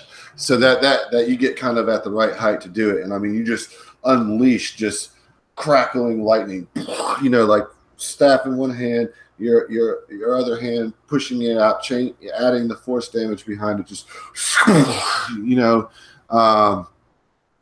and just blasting like so hard. This giant has no idea what hit him. Kaz, can you get the killing blow? Can we get a frost giant kill in one round? Can we do it? Yeah, probably. Yeah, I'll just blight at level 4 and try to finish him off. Hopefully I can do that. Yeah, you can. There we go. Yeah, that's gonna do it, man. So like, yeah. So like, you guys all just kind of unleash all your superpowers on this giant at one time, dude. Like it just he just doesn't even know what hit him in the first 6 seconds of this fight. This blight comes up and grabs, and like fucks up his legs and keeps him all like feeling ill and bent over. Missiles hit him in the back. He bends back. A javelin goes up his ass. Callan steps up and lightning bolts him. And then Kaz just kind of swells that blight up again. And this time it does reach up into and just ooze out all of his pores. Just and like kind of in a tribute maybe to Callan, since he's doing a different style blight this time. It doesn't have that kind of life-sucking effect. But it does just. What I wanted was for it to have the life-sucking effect and to kind of satiate the with. That's why I wanted the tendril to wrap around him and suck his life out to sort of like, satiate the. Well, thing a little bit. I'm trying to feed it, you definitely did that. You know what I'm saying? Like, okay. But like in the other one, you got HP back. You're not gonna get any HP. I'm not trying to get HP back. But yeah, you definitely. I mean, this definitely like fills the urge. Like that's what I'm saying. I am like consciously aware that it it wants to eat. It wants me to kill for it. Yeah.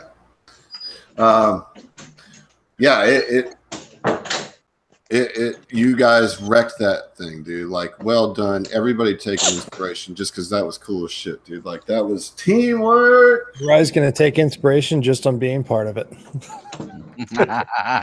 Oh, Dry, yeah, you didn't even get to do anything. It's just like everybody come back down the drawbridge, like, hey, good job, everyone. And high five like, everybody. Good game, everybody, as they walk down. I'm just standing there with my hand out, like, high five, high five, high five. High five. Well, we should realistically still be trying to be as sneaky as possible because we need to go. Oh, dude, nobody can hear us do high fives from here. Yeah,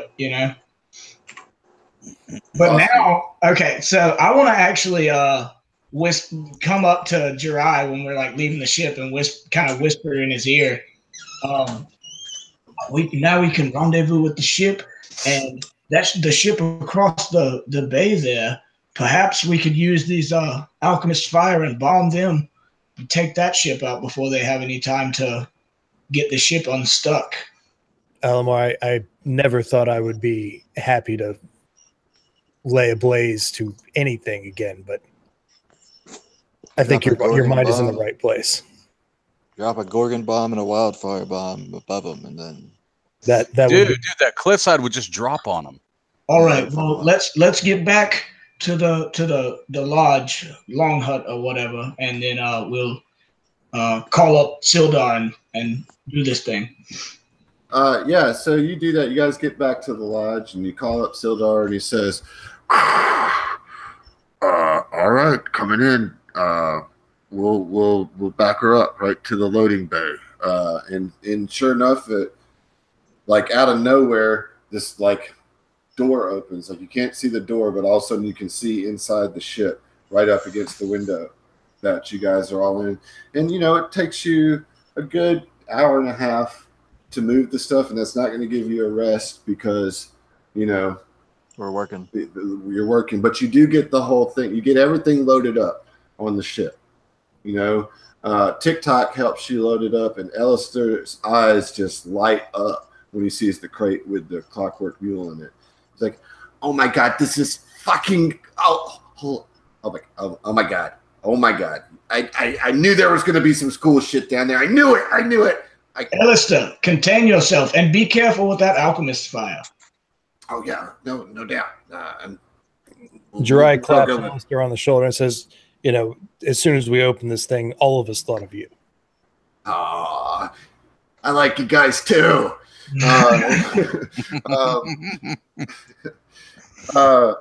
So yeah, he says it'll take me about an hour to get all this stuff armed up. So just be mindful of that. But in an hour, the ship will be ready to launch this ship however you want. Yeah. Wait, if it's a stealth ship, can we just get on the ship, take a short rest on the stealth ship? Absolutely. All right, let's do that. Yeah. After we get it all loaded up, we'll take a short rest. Yeah, but I want me, Alamar, and Jirai obviously are going to approach Sildar and tell him about their plan to do a sweep bombing of the ship that's stuck in the ice. Right. So everybody gets filled in. You guys kind of inventory the loot. Alistair gets to work quickly on arming the alchemist fire, and you guys get a short rest. We're going to take a short break, and don't forget that you can roll your hit dice if you need them, and also a couple of you get some spells back. Yep. Oh, boo. 3. You can roll more than one. Just remember, you only retain half. Yeah, I know, but it was still just like a 1. Yeah. Yeah, and I get my action surge and my fire breath back. Yeah. Good stuff. Real good stuff. Hey, I get my channel divinities back, so that's nice. That was. I get my level 5 slot back. Yeah, man. Oh yeah, because you can pick like a range of levels, right? Yeah, well, I can get half my druid level rounded up. Right, so you can get 5. I can get my level 5 back. Yeah, Nice. Yeah, mine's the same. Yeah. But it's the only one I can get back. You know what I'm saying? So otherwise, I'm a little taxed. I only got 1 level 4 slot. I got all my level 2 slots. I got 2 level 3 slots. 3 What's your level. level 1's looking like. I got 3 level 1s. Okay. I mean, I just can't. I'm not going to be able to do that many big hits anymore. You know what I'm saying? Like that's just. You also got wild shape, which I have noticed you've been scared to fuck with ever since you got the armor. I have been. Yeah, Kaz is certainly aware that might, throw a wrench into things. He's still trying to get a handle on it. All right, break time. Break time. Yeah, cool.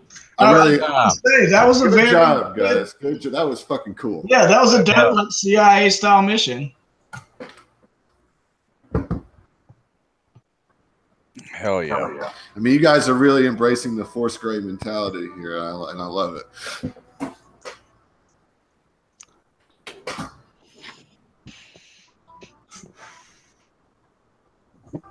I'm glad you decided to go with that 6 stacks of that wand for Heath. Oh, the 6, the full charge. Yeah, the full charge. Because I was whispering, I was like, yeah, hey, just use your just run up and you shard spear him. And it was like, nah, so cool. All right, I'm so glad that's what it was. I forgot about that. What were you saying, dude? Nothing as of yet. Hang on. All right. I'm gonna try doing this thing. It's curious to see how much damage it can actually do. I've rolled it before, but see, it says has 7 charges.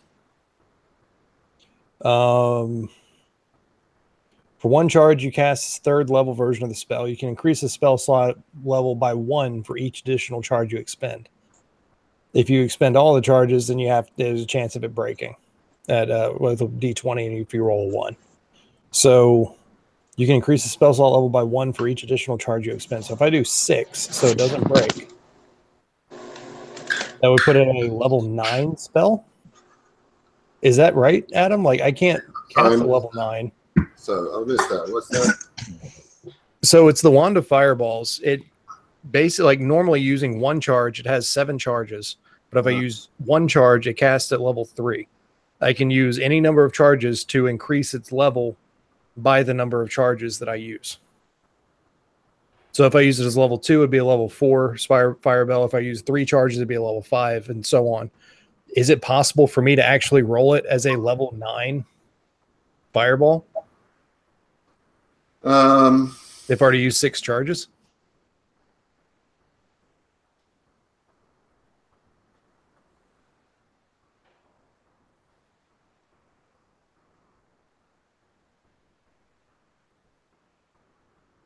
Like, I don't know if there are any rules. It seems like there would be a rule, like if your character can't cast this level of a spell, then this is the cap that they could do it at. But the item itself just says spend X number of charges, and each charge you spend raises its level by 1. I mean,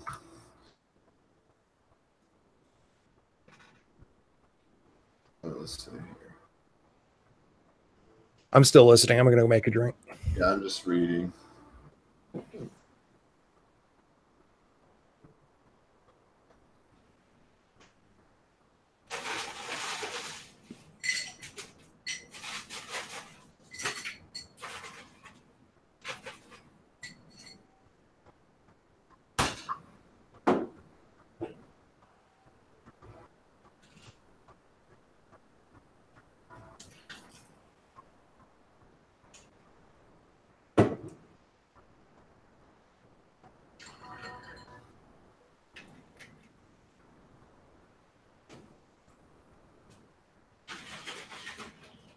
I mean, I don't see why you couldn't.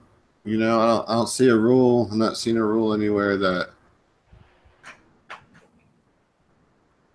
mean, honestly, I was hoping that was the case, but you know, because to be able to do like a 50+ damage attack would be amazing.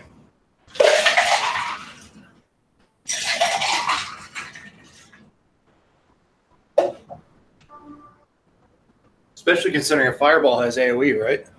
Yeah.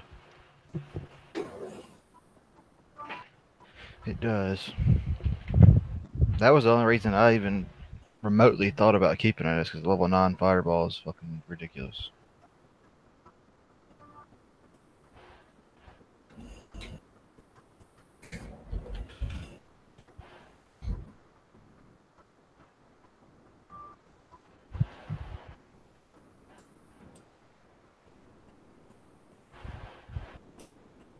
Huh?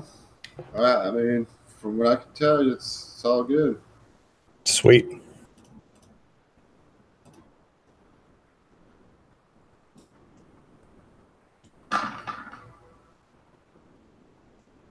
Fuck.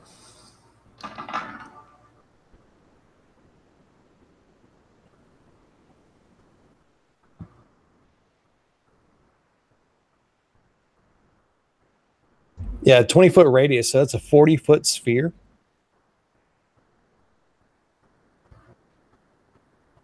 Yeah, Is that right? it's huge. Fireball is a gigantic explosion. So to do that at max level would use all the charges but 1, so it wouldn't have a chance of breaking. Mm-hmm.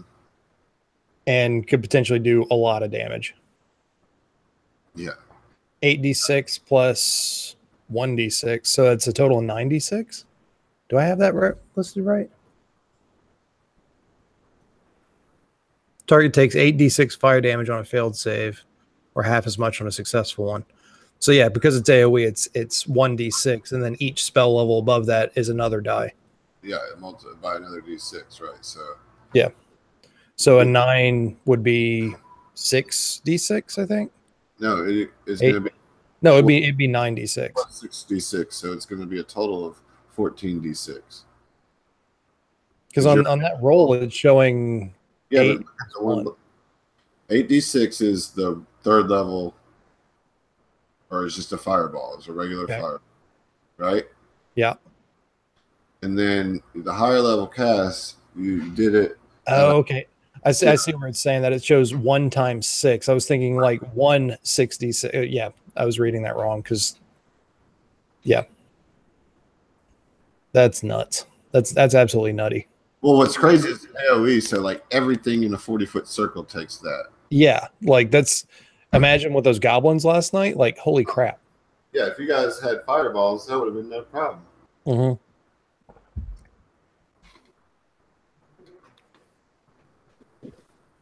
Cam wasted that spell slot on Hex, dude. No, he absolutely did. He needed both those shatters. Dude, he needs to I don't know, think a little bit more or consider more.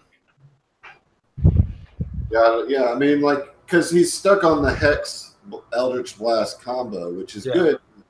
He's a warlock, so those spell slots are crucial. You know, like. Yeah, you but gotta like be he real should also strategic realize about. that a goblin has like 6 or 7 health. You know, You need to hex a goblin to hurt a goblin.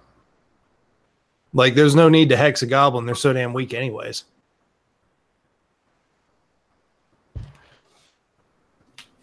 You got to be real strategic about their spell slots. Yeah.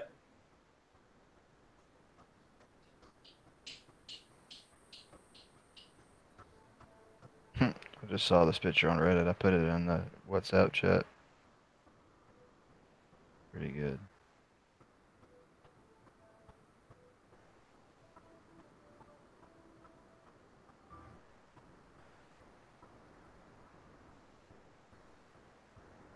Yeah, I mean, Warlock is like the most complicated, not complicated, I guess, but the hardest spellcaster to learn.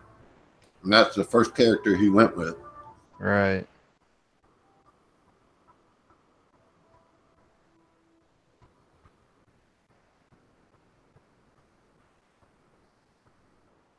But Warlocks do get their spells back at short rest, which Dane just got us all aware of, which makes them much more valuable. Right. Because I was thinking, like, I was like, why would you ever play a Warlock? Like, you don't ever get to cast your spells, you know? Right. Yeah, I mean, I thought about playing one for a while, but that kind of turned me off of it. But it's not so bad. So how does that work for Warlock? Because I'm not really sure how his character with the spell slots and stuff works. So he only has 2 spell slots. That's it? But all his spells cast automatically at the highest level he can cast. Oh, okay. So with Warlocks, their shit is how you sculpt yourself with the Eldritch Invocations, which are like these kind of Warlock specific feats, if you will. They're very similar to feats, but they're all Warlock specific. And Gotcha. so you can like boost your Eldritch Blast, or you can have some like defense stuff and all that. And those are like things that you can use. That just so you get a lot. You have skills. You just don't have as many spells. But you get all your spell slots back on short rest instead of long rest. Gotcha. I'm not sure how I'd feel about playing one of those. Yeah, I don't think it'd be your style at all. Playing what? Warlock? Warlock? That's what I was like, thought in my head. When I thought, what class would Josh not want to play? Warlock was the first thing came to my mind. Mm-hmm. Mm-hmm. Yep. And we were talking about this. I mean, Heath and I were talking about this. Adam, if you can hear us, we don't think that Roland is a lock. He's a paladin. He's a paladin. Roland Deschain is described in the, because I recently reread the first book. He's described as a paladin like no less than 5 times. Yeah, literally by name. I mean, yeah. I guess so. Well, his entire a paladin in the traditional sense, not the like magic video game sense. no, but like his entire everything in his being is towards his mission. Like That is all he vengeance, does. vengeance, right? Like vengeance paladin. Would it be vengeance? What else? What other oaths would fit Roland better? I mean, I don't know all the paladin oaths. That's the thing. Like, I'm just not like a paladin guy. I don't. I mean, he basically has sworn an oath to protect the tower. Yeah, it's not. He's not trying to get vengeance or anything. He's trying to save all of existence by saving the tower. That's the most paladin-y shit in the room. Like he's a homebrew order, oath. Oh no, we can get close to one, man. Hang on now. Now, beware of spoilers. Ancients, conquest, crown, devotion, redemption, vengeance. be wary of spoilers. I'm halfway through the last book right now. So Oh, you're getting into the good shit now. oh yeah, no, it's getting really good. all right. Well, we'll shelf this conversation. Let's put a pin in it. Yeah. So I guess I need to put y'all back. I mean, okay, so you guys kind of just get yourself together on the ship before you I don't go think back. John's here. Oh, sure isn't.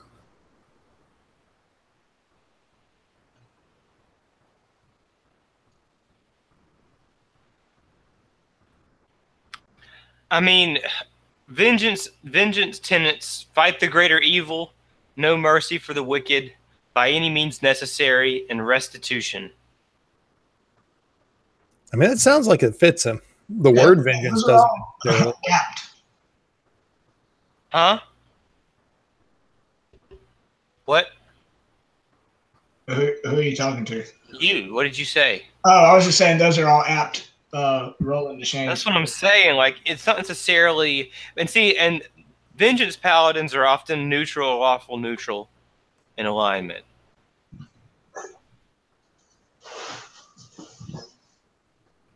It says the tenets of the oath of vengeance vary by the paladin. Yeah, I mean, I certainly can't make a case against that. You know? Yeah.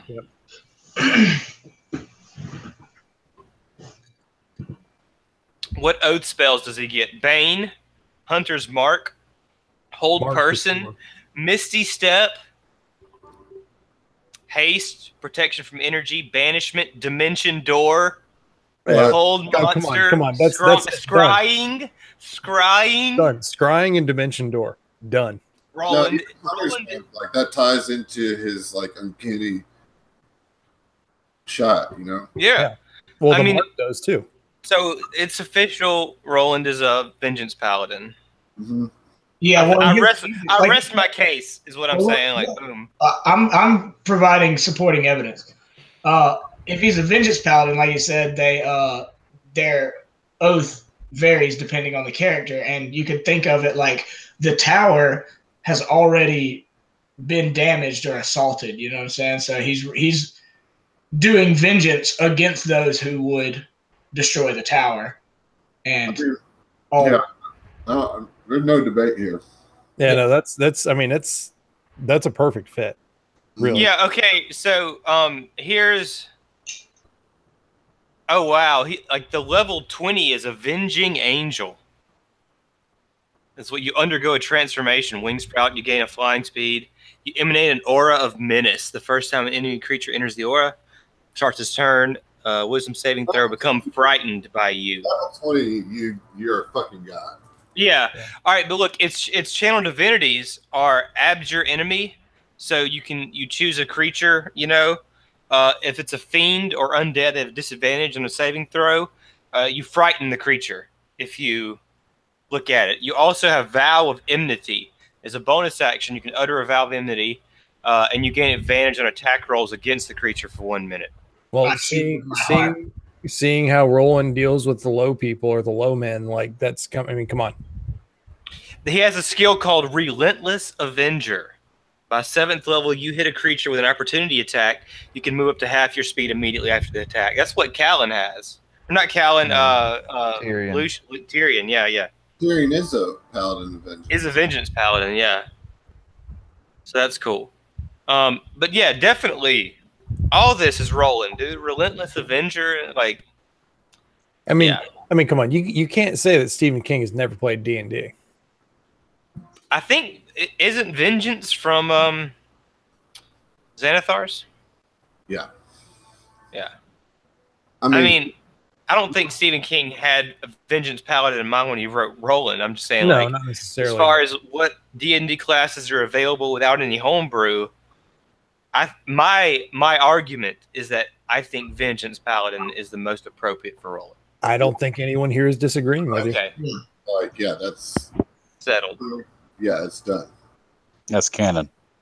All right, so you guys are on the ship, and you've gotten your shit together and kind of talked about favorite mythological heroes as a group, relating to how badass you guys just felt, and kind of feel recharged or whatever.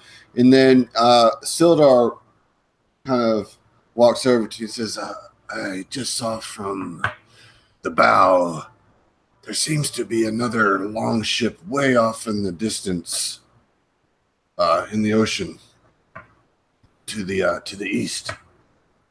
Just thought I might let you know that. Well, then we need to do this quickly so that we can, bomb this ship and take it out without necessarily. Perhaps we won't be noticed, and if so, let's be long gone by the time that ship gets here. Well, I mean, I'm just your pilot. Sounds good to me. I love this stealth ship. I mean, I feel probably way too safe here, but I really love this ship. And me and Alistair been getting along pretty good while you guys have been going and doing all the fun stuff. Yeah, you guys been throwing some cards? Yeah, playing a little cards. He's trying to teach me this game where you put like sticks on sticks, and then you take a stick away, and then you put a stick on top. It's a very maddening game, really, but he's really quite good at it. But is he gambling? So no. All right. Well, I suppose let's muster the troops and let's go do this thing. So I'd call for everybody to, gather around or go to their battle stations or whatever, because we're about to fucking bomb a frost giant ship. So the plan is to bomb the boat? Yeah. Okay. Yeah, the one that has all the barbarians and whatnot on it. All right. They're not barbarians. Well, Like- you didn't even see them, so it doesn't matter. So Giants, you didn't see nothing. Okay, so you guys stealthily fly the ship kind of over the top of the ice ridge, and it opens up into this big kind of like cove. And as I said, you see this whole team working on trying to chip the ice away from the long ship that they're on. I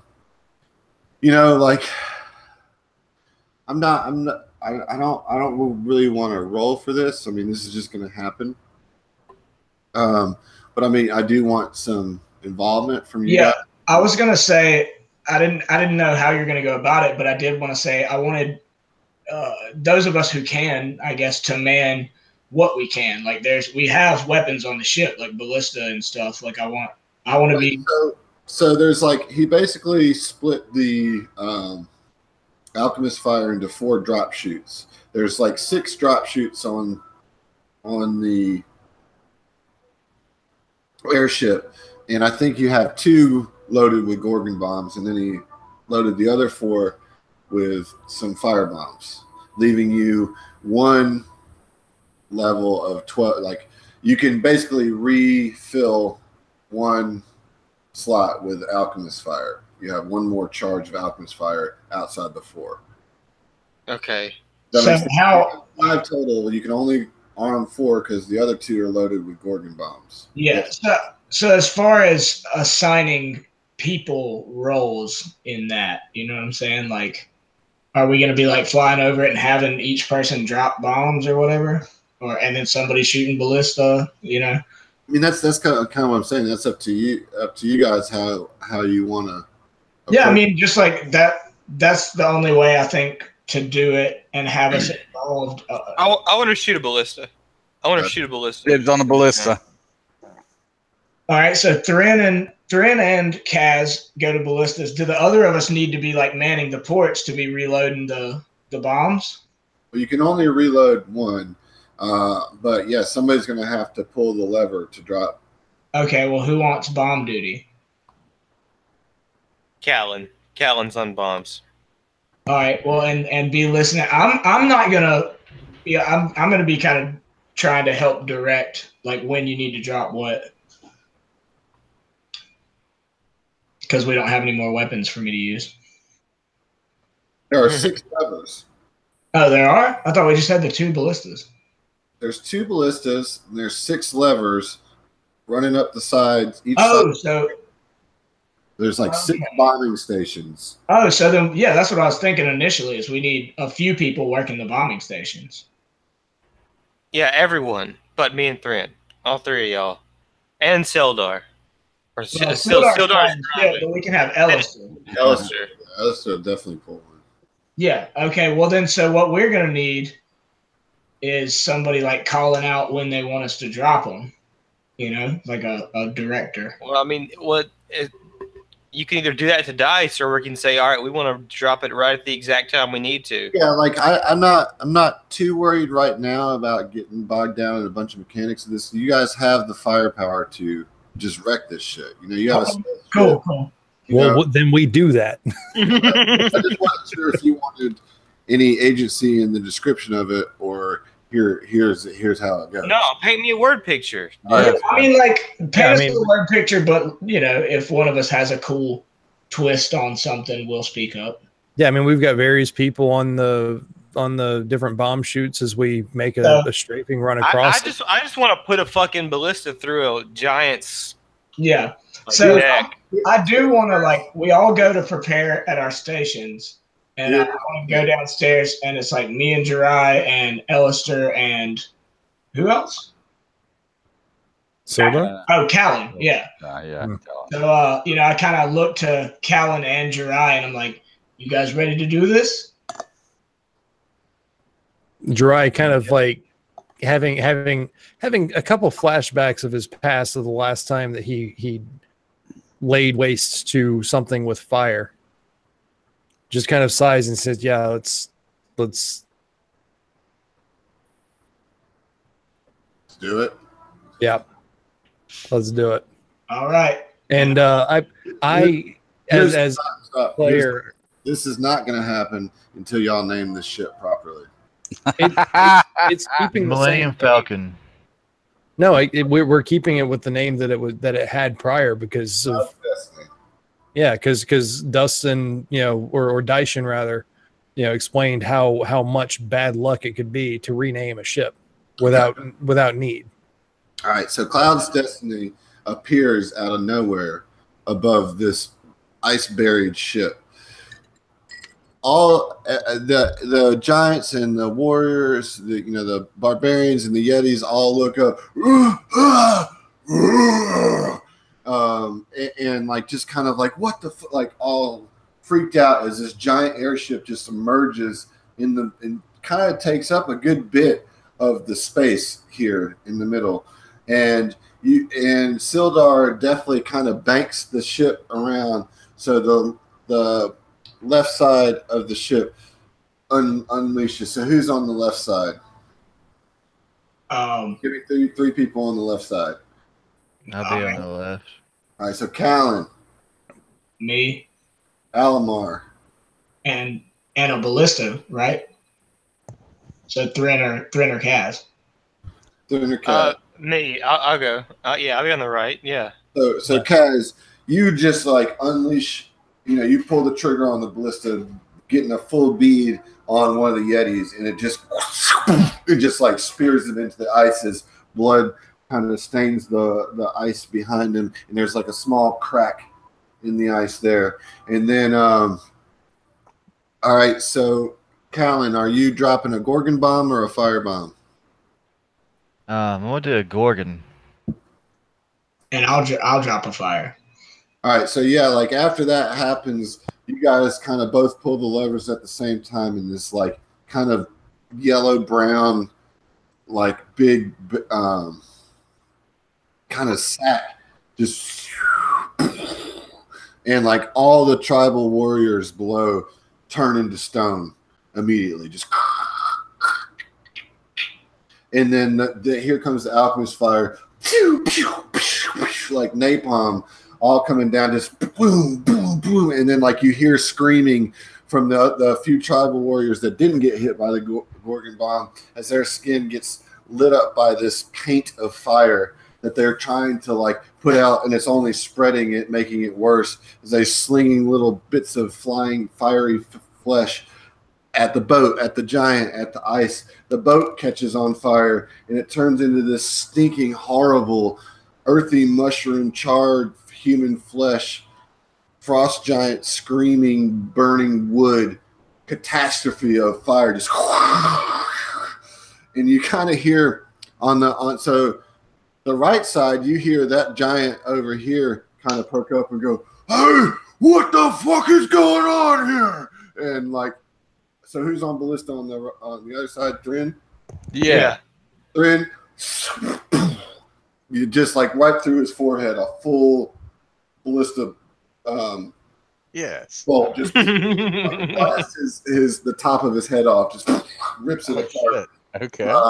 And Sildar pulls away from the boat as the flames start to lick up the side of the ice, melting it, and a whole chunk of it just kind of sloughs off, covers the ship, puts out the fire, and buries it under the water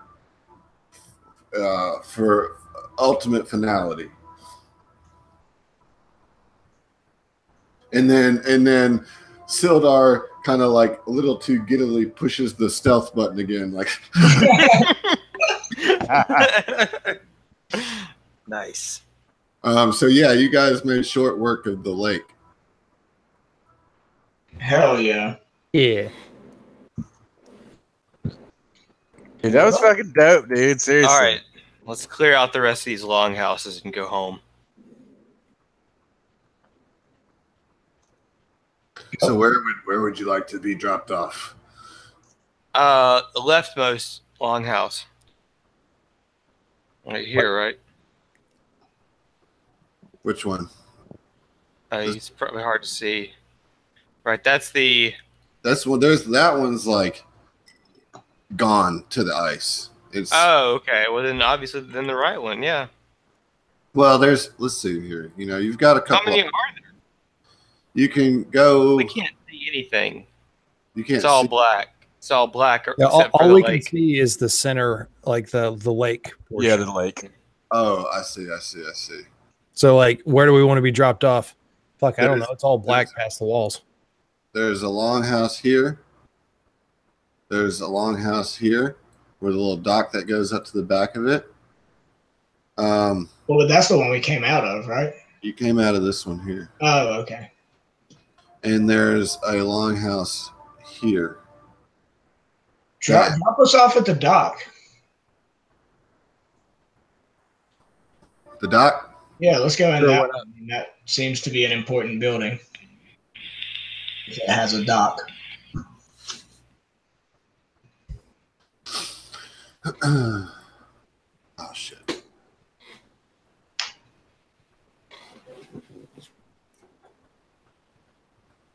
All right. Well, give me just a second and I'll get you there.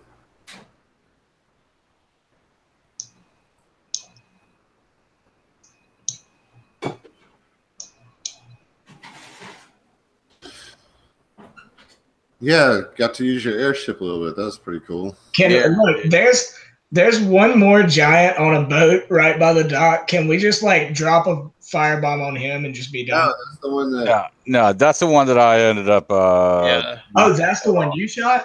Yeah. Mhm. Oh, I thought you were shooting the one that was on the tiny boat. All right. Oh no. No, that one died in the fire. Okay. Let's see. I got to figure out how you guys are gonna actually enter this map. So did we load the dead dwarf body onto the ship? Yeah, you loaded everything. everything. That's great. Like, I love that none of us really reacted to that in a weird way. It's like, oh, check it out, dead dwarf. Guess we'll just Yeah, put yeah. him in the crate. I mean, kind of par for the course these days, huh? Well, I mean, it's a frozen Can you dwarf wear in a armor? vest. Can It's a you wear frozen- armor? Well, that's the thing. It's plate. So as far as that, I can, but it may it fucks with unarmored defense. Yeah. So I would actually have to look at that. Very likely, it would help out Alamar more than it would me if we could If do it would fit. Magic plate. Yeah. Yeah. Oh, it's magic plate. Yeah, if that's the Yeah, case. yeah, but yeah. I guarantee you, it's got higher AC. than what you have. Yeah, John, it's not. No, I mean he's got a benefit from being a barbarian to unarmored defense from not wearing heavy armor. Right. Oh. Yeah, Yeah, that's what does not it I'll link do? to you, buddy. good. Yeah, But no, post and it. John, he wasn't saying it's magic armor. He's saying I already have magic armor. Oh, gotcha. Yeah. Wait, Yeah, so here's what I'm saying. Does your AC, does the armor does that armor's AC beat your unarmored defense AC? Yeah. That's what I'd have to look at. What kind of plate was it, Adam? Adamantine. Adamantine? Adamantine plate, I believe. That might be pretty good. I'm gonna Probably check it out for pretty good. sure. yeah, I I'm mean, looking I into. don't think you're gonna do better. I mean, that's just not how barbs tend to work. Like you're not supposed to wear plate flavor wise as a barbarian. And then Right. you also lose your dexterity advantage because you'd have heavy, so it would just cancel that out. It's full plate, right? Adamantine armor, according to Roll20, is reinforced crit, adamantine, can't be crit while you're wearing it. Any critical hit against you becomes a normal hit. Whoa. What's the AC on it? Yeah, exactly. It doesn't That's say. Huh? Doesn't say. So it would have the same. It would have the same effects as regular plate, but it would also have the adamantine properties of. Which is that it's anti-crit. Wait, could Jirai wear that? Will it fit dry? Will it fit Jirai? Yeah. Hold on, let me check. Because anti-crit against a cleric, that's great. I mean, you're both medium sized creatures. You know. Let's see. I mean, if it fits him, that'd be perfect. Because right now he's still wearing chainmail that he had from 2 years ago of playing. Yeah, that fit. I'm not seeing where adamantine is, or like just as far as like the armor. And it would be plate. Wait. It's 18 armor class. Jirai, what is your Yeah. strength, man? 16. Okay, you got to have 15 strength to wear it. But Yeah, it's plate and it's 18 AC. Yeah, so that plus a shield that I have, that would probably put me at like 20 AC. Yeah. That'd be perfect. Solid 20. Yeah. Honestly, yeah. You could definitely use that. First off, do you have how many magic items do you have? It's not a magic It's not a item. magic item. Oh, that's right. Duh. Okay. Just Sorry. dope ass armor. Right. Dope ass times where I got a good armor. Honestly, And it's adamantine. That's like such a dope. Yeah. Honestly, you're probably better off with that just because it saves the cleric than me, because at least for me, I can have any damage. So it doesn't matter. Yeah. I agree. Like you're not supposed to have plate. You're a barbarian. Like All right. that's for Jirai. Yeah. Jirai needs an armor upgrade pretty bad. Yeah. Yes, he does. Yes, he does. All right, well, let me get some of that. Can I get a Drag plate. You're going to delete your current armor out of your inventory, and then drag plate armor from the thing over, and then change the name to say adamantine plate. Hey, what about that mace? Gotcha. Motherfucker had a mace. I got a mace. A warhammer. It's just a regular. Oh. Warhammer. Well, okay, regular warhammer. Fuck that. It's no giant axe.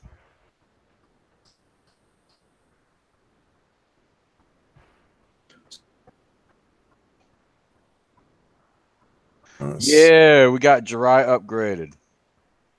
Jirai with the 20 AC. I mean, that's like you want your healer to have 20 Yeah. AC. Exactly, dude. You want him to be armored as fuck. Yeah. He's a proper cleric now. Like in all the like pictures you see in the D&D for a cleric, they're armored the fuck out. Yeah. Yeah. Like, this is that was. We shouldn't even have squabbled about it as long as we did. Like that's Can't- Oh, there was no Can't be squabble. We were crit. just trying to figure out who. Yeah. Cannot be crit. Can't be crit. Yeah. All right. So you're never Jirai gonna is a die, fucking dude. brick shit house. How do Exactly. you do that like mechanically? If it crits, roll 20 is just going to do the crit roll Yeah, automatically. but it separates it, so it's still you still You get can hit. knock away You that. still Yeah. get critical damage. Like it's not like he doesn't get hit. You just don't do the critical damage. But roll 20 separates it out anyway. That's awesome. Yeah. So hey, the shields, a standard shield gives you +2 to AC, right? Yes. Should already Like, if you don't fuck with the shield, you just delete your armor and then bring in plate. Yeah, well, so I you're mean, I had to manually adjust the AC anyways after getting that shield to put me at from 16 to 18. Now I'm from 18 to 20. So Do you have a feat yet, dude? no. Oh man, just wait till you get Warcaster. Warcaster's just so dope. So all right, well, sweet. I am nigh untouchable. Yeah. Yeah, yeah. Hell yeah, I won't have to worry about you so much now. That and crits are no longer crits against me, right? Yeah. Sweet. Okay. Hey, you won't be able to use your rogue qualities as much anymore, man. Oh no! I mean, he What a already got heavy loss. armor. It's no different there. All right. So yeah, you're okay. Very good. You guys find yourselves on the back of what clearly is the dry docks for this outpost. You can kind of see a ramp where a ship gets pushed into this warehouse and then would get pushed back out into the lake. So this is like clearly the back of a ship construction or repair. Yeah. So, I just tell the group, like, let's, stay in marching order. Let's go check this out, but let's be quick about it. Yeah, I'm gonna slink down that rope or whatever it is, or however we're getting docked. Do you just got a word bank just like sitting right next to you? Well, no, I mean, I've said slink twice now. Yeah. I want to, Skitter. Skitter is a good one as well. Yeah. Slither. I like Slither. Slide. Scuttle. Scuttle. Yeah. There's just a lot of S's in Slither. there, man. Slither, Skitter, Scuttle. Scuttle like Slink. Zoidberg. Scoot on over there. Oh, I'm scuttling. Well, the Slither. dock have proven to be your most difficult challenge yet so far on moving from the docks. Yeah, I mean, Yeah. Tell you what, I guess I'll move. I'm gonna get against the building and like try to Yeah, tell you what, let's swap. alongside the building basically. Yeah, let's swap. You grab yours and there you go. I gotta zoom in. I can't. Oh, crit failed it. That's a shame. Yeah, it is a shame. Well, fuck it. I just don't care.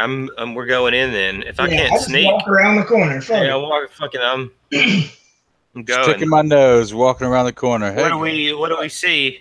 And you see a giant fucking ship that looks like it's in a stage of construction, and nothing else in here. I mean, not nothing else in here, but there's nobody in here. There's like a ledge above you. You see that blue dotted square Yeah. There's a ledge above you there, and there's a crane that's kind of coming down from the top of that onto the ship. So this is just like a big warehouse. That you do see some tents. This looks like to be some barbarian tents, but you just killed. Yeah, we can infer what happened to those guys. Yeah. All right. Well, this is Are these obviously barrels not it. empty? yeah, I'm gonna smash one of those barrels with Are flame. they empty? Okay, man. So roll a deck You're save. gonna be fucking fire, man. More of it. Go ahead and roll that dex. Yeah, I'm on fire. You jump out of the way, and I mean it's just alcohol, so just like the surface alcohol burns. It wouldn't have been too bad anyway. But It's like liquor. yeah, these are barrels of ale. Oh, grab one of those. Yeah. I'm gonna Party liquor. Look, after today, we deserve a celebration. I grab the transmission stone and say, "Hey, Sildar, I think we may have a party later. We just found barrels of liquor." Sounds like a plan to me. And he like stealths and unstealths the ship real quick.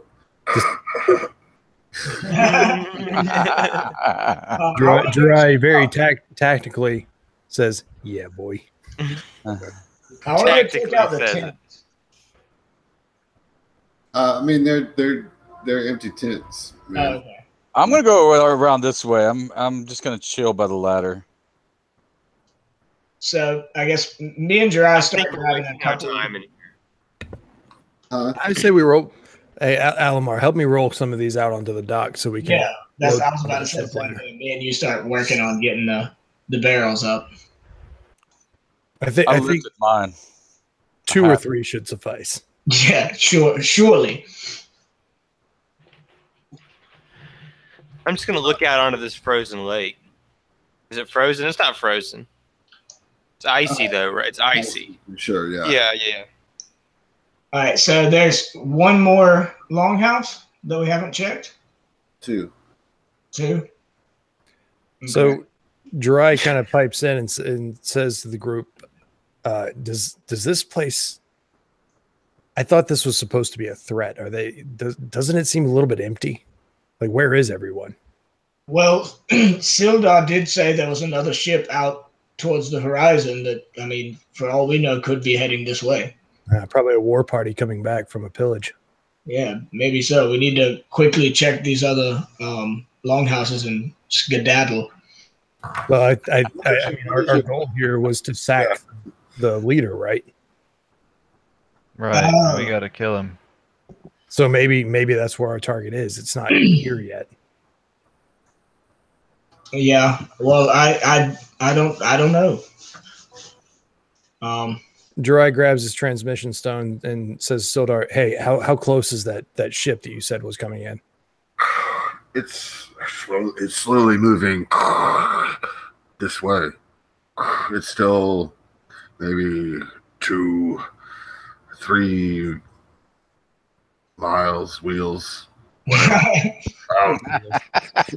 Well, we do have a stealth ship, so I mean we can just go and check it out. And you hear, here's the thing, guys. The stealth only lasts for a certain amount of time, and then it has like a long recharge time. So we got like 30 minutes of stealth left. We can like get out of here and come back like 4 hours later, stealth again, or we can chill for 30 minutes. But that's kind of the situation we have. Do we have enough time to get to the ship and do a bombing run on it? Or do we have enough munitions to be able to make that happen? Well, you guys used a Gorgon bomb and a Alchemist bomb. Well, we've got 60 fucking Alchemist fire. Well, it was a number of Alchemist fires on it. So you have 60. Every 12 equals a bomb for your ship. Oh, okay. All right, so look, so we're down a Gorgon bomb and we're down a fire bomb, but we still have 4 fire bombs and 1 Gorgon bomb. Right? Yeah. Is that right? That's correct. All right. Bet. Let's go bomb the fuck out of that ship. Sildar, come pick us up. We're going to do a bombing run on this ship. All right. Are you sure this looks like a bigger ship than the last one? Then we drop more bombs. Come pick us up. Okay. Ooh. We're gonna have to go. We're gonna have to go in and finish it off. Let's just go higher up in the air and just drop them down. I mean, they but can't then it's less accurate. They're under us, and we're still stealth for half an hour. I don't know if we can. Can we move? Can we move? Can we meet it within our stealth range? That's a good question. You know, we'll see. I guess. Okay. So we all load up on the ship. Well, I don't know which map to put you on, you know, like. Do you have an open seas map or something like that you could do? You probably not. This is not really like, you know, how it's supposed to go, but this is what we want to do, goddammit. No, I like it. Like I'm with it. I'm just gotta kind of improvise here. Sitting here like is there a ship map for that, or are we supposed to wait for it to go ashore? Looking at Adam's face when I'm like, I want to bomb it. He's like, how am I going to make this work? There is a ship map for that ship. I mean, you did give us an airship with bombs on it. No, I get it, and I want you to use it. What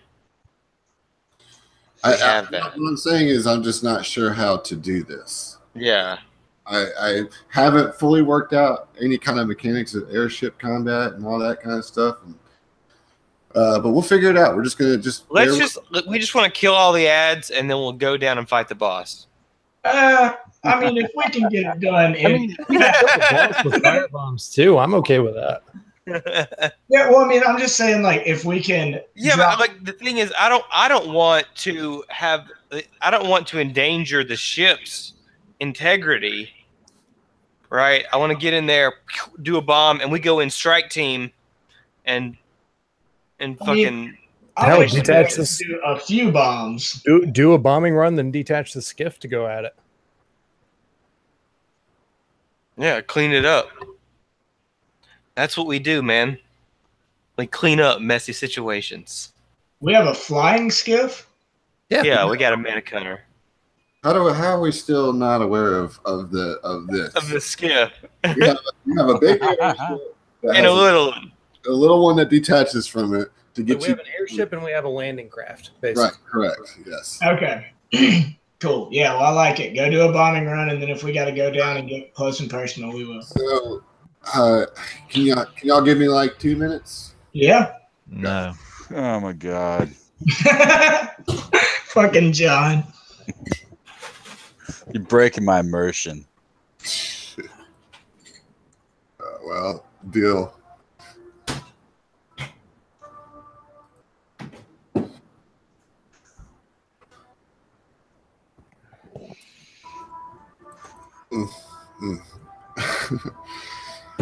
Oh boy.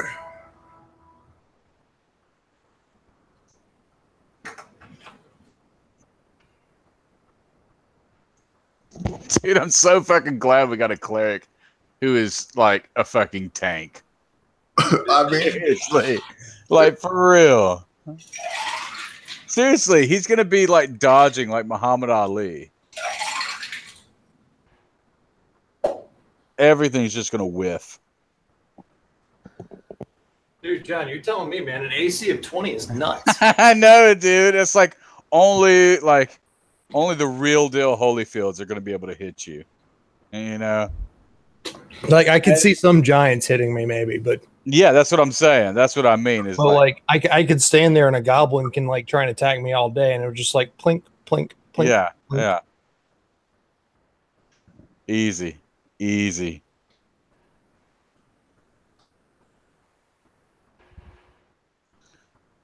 Like at first thought about it, I was like, you know what, man? I wonder how that would be for me. And I was like, but you know what? I don't need it. Like I have all my damage. I didn't even think, just because racial differences in sizes, that plate would fit from a dwarf to a human. I actually thought about Alamar before I thought about you, but yeah, Alamar would have even been more of a size difference, you know. Yep. But even then, like I still think that the cleric needs it more. I mean, we're medium creatures, so I suppose. Yeah. Medium creatures should be able to wear it. Yeah, absolutely. all right. Hey, we're back. We're live. What's going on, Adam? I don't want y'all to fuck up. Quit having a hissy fit. Well, I mean, because there's some cool shit on the ship. You know what I mean? Like, there's some really cool shit on the ship. Oh, okay, all right. So maybe we should. What you're saying is we don't necessarily think it. We want to sack the people and raid the ship. Yeah. Yeah, like just be mindful that you might want to raid the ship, so be careful of what you're attacking the ship. Gotcha. That's a good point. Yeah.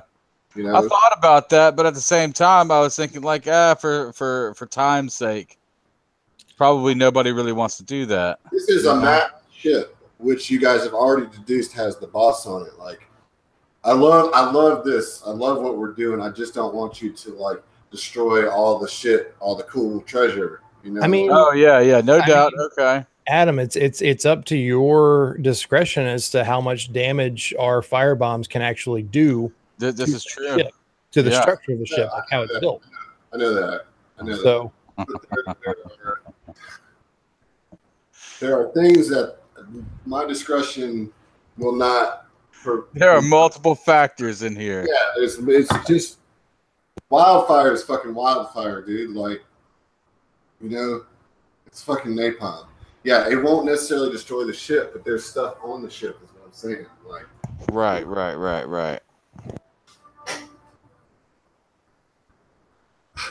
I'm not trying to like give it away, but shit, I'm also.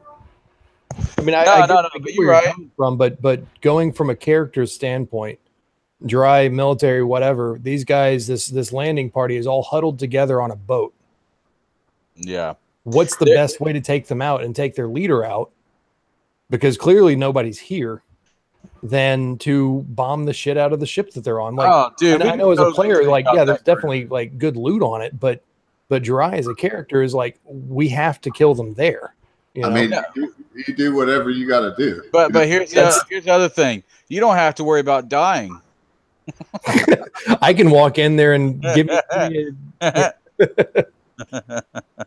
You are now going to be the distraction.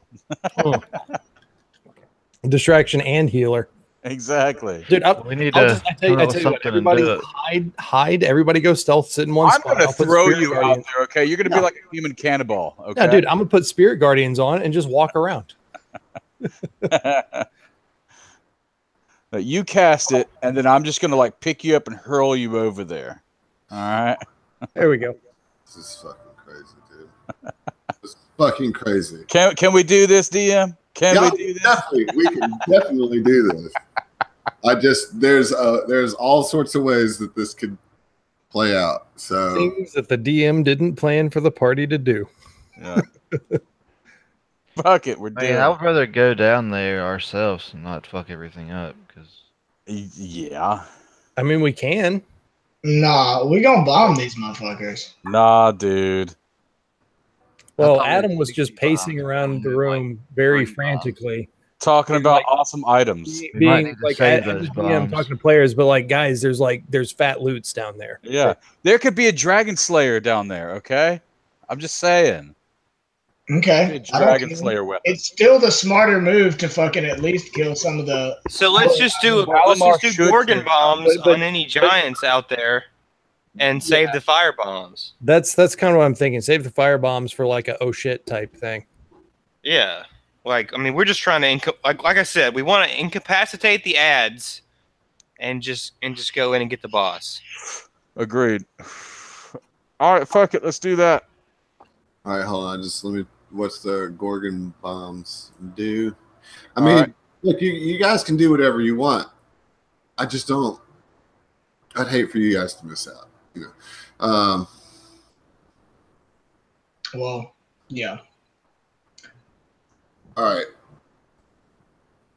So you guys start flying towards this ship, and I will show you a picture of it because it's a pretty cool ship. I thought there was a handout for it. Hold on.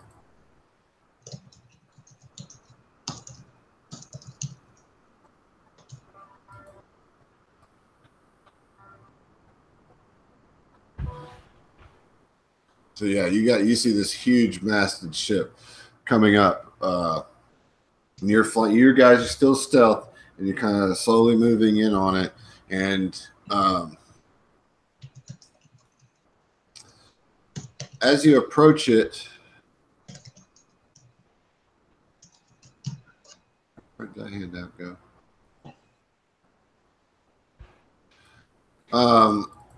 You see it's kind of like a whaler ship, you know, and on the top there's at least 15 to 20 frost giants on the boat. 4 are positioned on ballistas. One is trimming the sail, one's controlling the rudder, and then the other 14 are pulling the oars. Chained to the deck is a male white dragon. Behind the dragon are 2 holds that you can't quite make out what's in there. And you see Jarl Storvald pacing the deck in a fury for some unknown reason. Your boy Alistair comes to you guys and says, so we got like 5 minutes left on the stuff. Better do what you're gonna do. All right, we'll position us above the ship. All right, let me do that for you. I'm just gonna show you the map.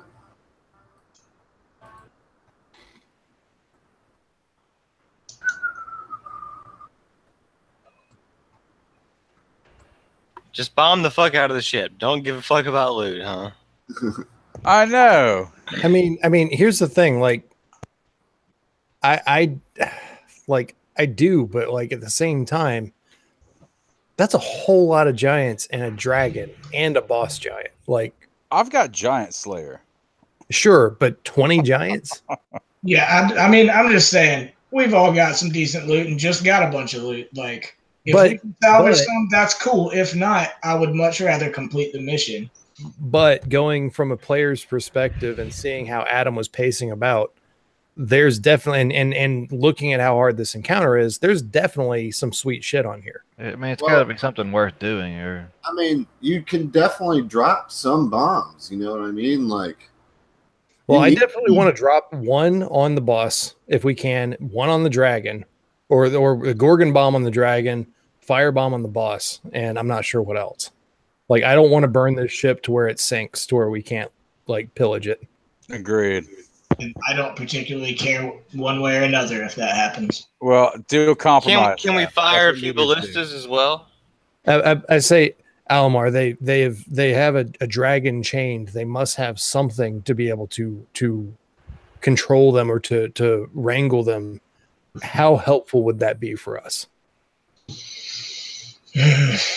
You have a point, but I am quite wary of. I mean, we've gotten ourselves into a situation here, and we need to kill our way through it. Yes, but we don't need to use excessive force. Mm. And on the off chance that there's something that could help us with what we face in the future. There could be more fire bombs on there. I still say we should at least light. They have anti-aircraft weaponry. Yeah. We need to disable that. That's true. They got ballista. Yeah, I mean, if there was some way we could target those things. Well, you can. There's two ballista on the front of the ship. You can target the giants on the front and the ballista with firebomb. Well, there's 4 ballistas that they have. Yeah, I'm just saying you could take out 2 ballistas and probably maybe 4 giants with 1 bomb.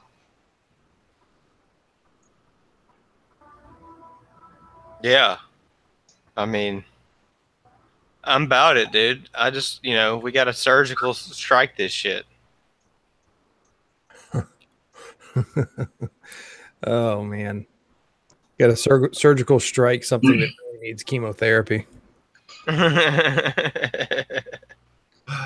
mean, I say Gorgon bomb like on the 4 minutes, guys. 4 minutes. Just all right. I'm saying Gorgon bomb like right here, like this middle area where there's a ton of giants, and then we could probably get away with using 1 firebomb. I feel like.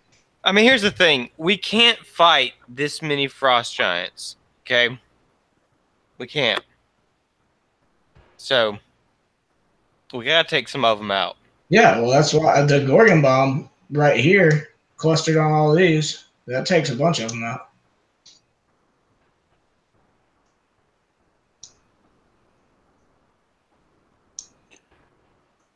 All right. I mean, I'm okay with that. That sounds like a good spot. So we're thinking firebomb in the aft and Gorgon in the fore. Well, that's actually not bad. The only thing about it is, I'm thinking Gorgon in the aft, firebomb. Yes. Yeah, Gorgon in the aft for sure. Yeah. Yeah. Adam, looking at this, what are these lines in the center? Looks like there's a mast in the center of that circle. What are those like look like ladders or steps in the middle? These are holds. They're like cells with grates over the top of them. Okay.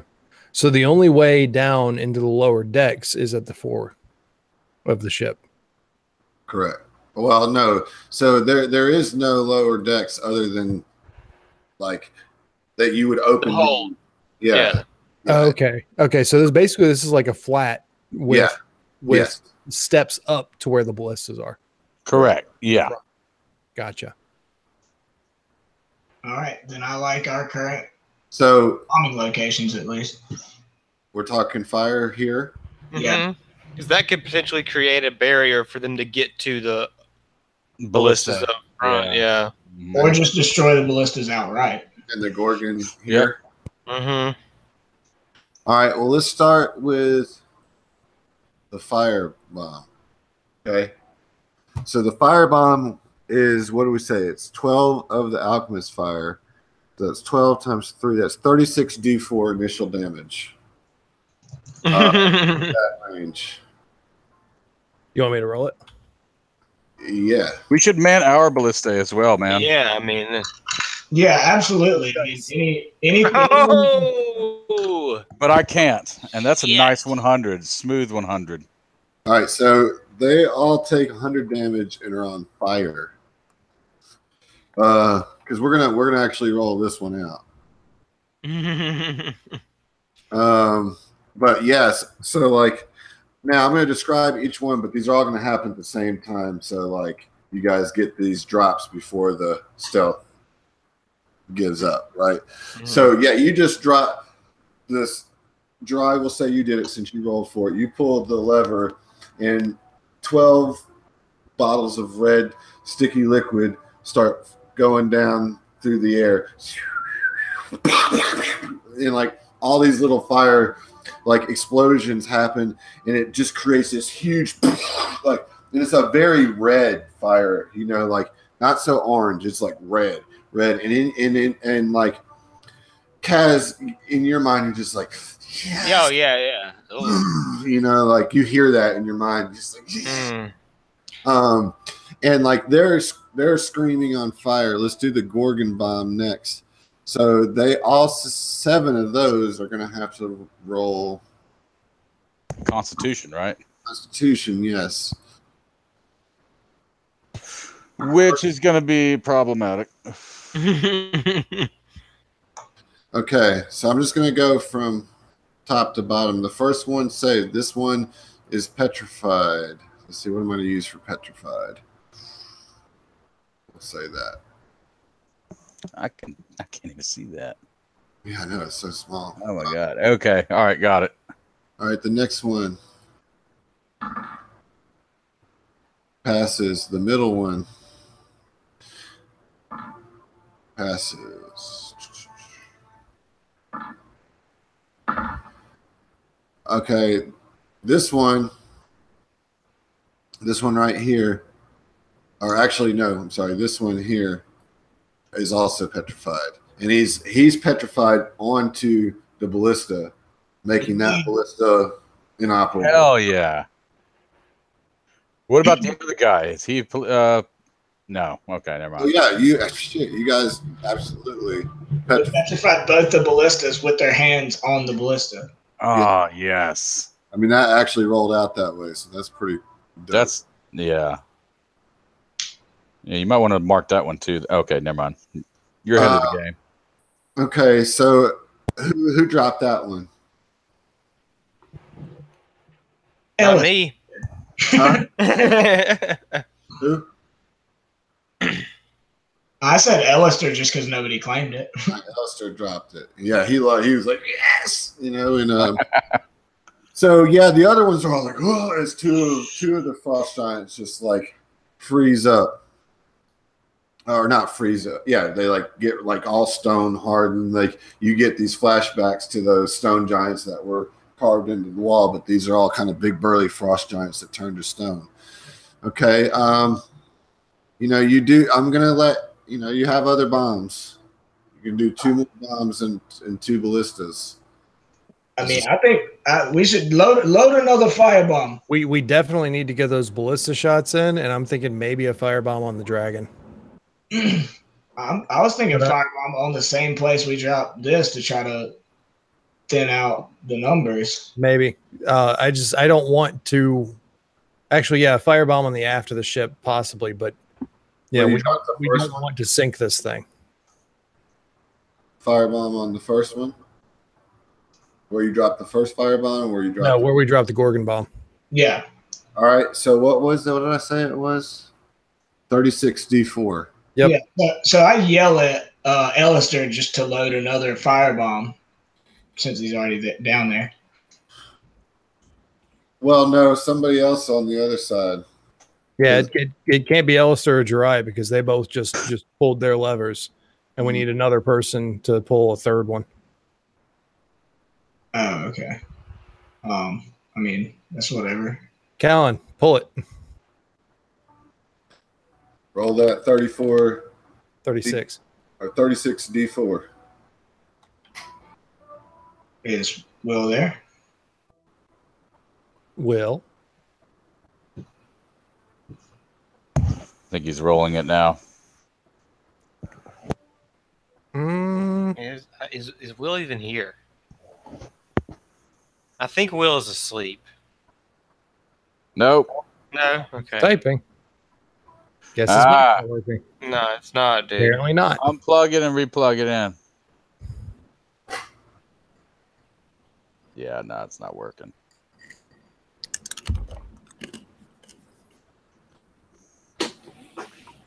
Type it out. Type us a word picture.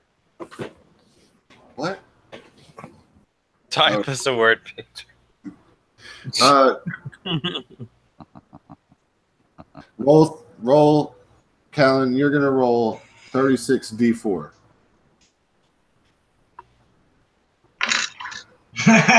Of course. Of course. All right, yeah. So they all take 91 damage. Oh my gosh. And they're all on fire. All right, let's get a couple ballista shots and then we're going to roll initiative. All right. I want to be on a ballista. Okay. So ballista is going to be a D20 plus 6 to hit. All right.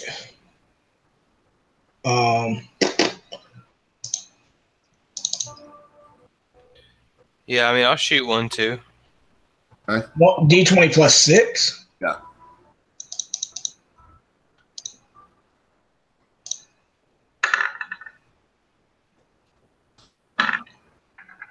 All right. So both those hit. Which giants are you going after?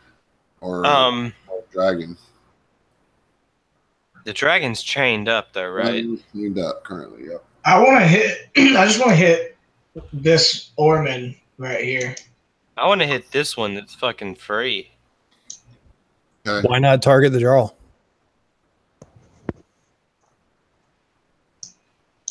Yeah, we could. I want to eliminate some. I'm telling you, I want to soften up these ads, man. Yeah. Yeah, dude. Thren's gonna go in and go ham on that Jarl. Don't worry about it. Yeah, dude.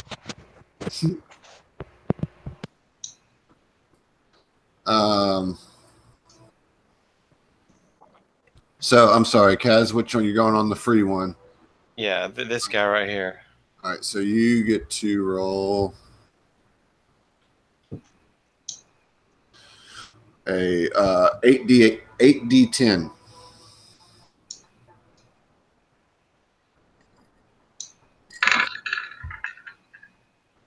Yeah, he flies through and hits, like, gets right in the gut. He pulls it out, and you hit him for 43 damage. Nice. Get wrecked, scrub. Yeah. You, No scope. you, Alamar, where's yours hitting? Well, see it. I'm just gonna hit the same guy he did. Okay. Seeing that he already, Not weaken him. Yeah, don't kill him outright. Why would you not kill him? Yeah. Oh, okay. All right. Go ahead. I'm intentionally trying to kill him. Yeah, roll 8d10, Heath. Alrighty. That's a fun roll.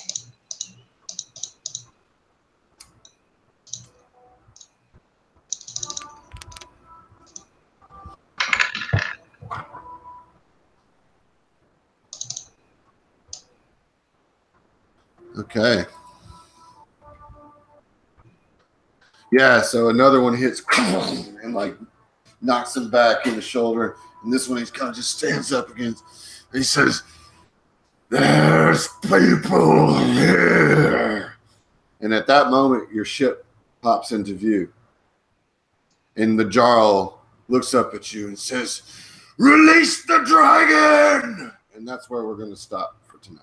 Oh, God damn it. you shit. Told you we should have jumped some shit on the dragon. Well, you guys can try to stop them from releasing the dragon. Dude, I could just jump off the ship and just. Yeah, you know, Adam, that phrase "release the dragon" sounds a whole lot like "release the kraken." Yeah. Yeah. Yeah, this is it, guys. You're actually, the white dragon is actually a kraken. Yeah, you solved it. Why not? End of the Why game. the fuck not? Little did you know the campaign ends here. Because the Kraken would really let himself be chained to a frost giant ship. Well, of course, man. It's a cheap ploy. It is. It could escape at any time. Oh man, y'all are kind of fucked. I'm gonna go ahead and let you know. This was not necessarily the brightest of our moments, but at the same time, like, No, I mean it's. I don't know, what, dude. but at the same time, we got how much damage on all the giants? They're all on fire. All of those giants are on fire, and all the ones in the front. Yeah, and one group took 91. Every one of them got 91 damage. Another took exactly 100. Right. Which is a lot. Right. I mean, drop a couple of your AoE spells, man. Those ads are, your main focus is that dragon and Yeah, dude. And the Jarl. We could do it. We can do Still this. think guys. these are pretty stacked odds. I mean, like, It I don't know is. what we're gonna do about all these Ormen. I know. Well, for now, I mean, the situation just changed. Like, if they release that dragon, we're in an air battle with a dragon. You know what I'm saying? Like, that's Well, they can't do shit. we can't. Well, I mean, yeah, that's what I'm saying. Like, we can't even worry about getting onto the ship to kill Orman if the dragon gets released. Yeah.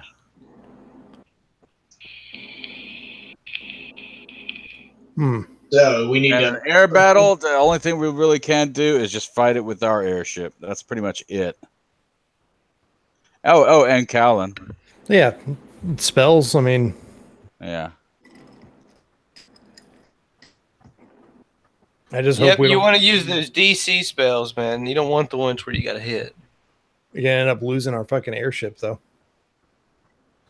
yeah, I mean that's the decision you got to make. Is are y'all gonna save the ship and try to take this on, or let the ship take some damage? You guys got some thinking to do. Because I mean, you can win this fight. You can definitely win this fight. You have still a lot of advantages. Right. It is a tense situation. And you really don't want to let that dragon get free, dude. Yeah. Yeah, I mean, we gotta get down there quick. or we got to drop more bombs to kill the giants around the We dragon. have 2 bombs left. Yeah. Okay, that's 2 bombs. I want just because of breaking the fourth wall that Adam did with his pacing around the room about the loots here. Like, I want to see this thing through, but at the same time, I kind of want to just say fuck it all and just burn it all to make it sink. Yeah, I mean, like at this point, we are in a situation where it's like survival should be our number one priority. Well, it's like a risk versus reward type thing. Like, do we risk our ship and potentially a party wipe, or do we, Yes, Callan says. Look, here's the deal. I can't be killed for 24 hours. Oh, you can if you get hit 5 times. Yeah, knocked out 5 times. Yeah, that's true. Or to 0 or lower. That's very true. Callan says yes. So So that means that you have to contain yourself enough to not completely destroy this entire vessel. I don't care if you do that. I'm just Alomar knows what he would do, and that's fucking try to win this fight no matter what. Like loot is a secondary issue. Yeah, but there are others who are a lot greedier than Alomar. I mean, I hear you. Your greed is going to get us all fucking killed.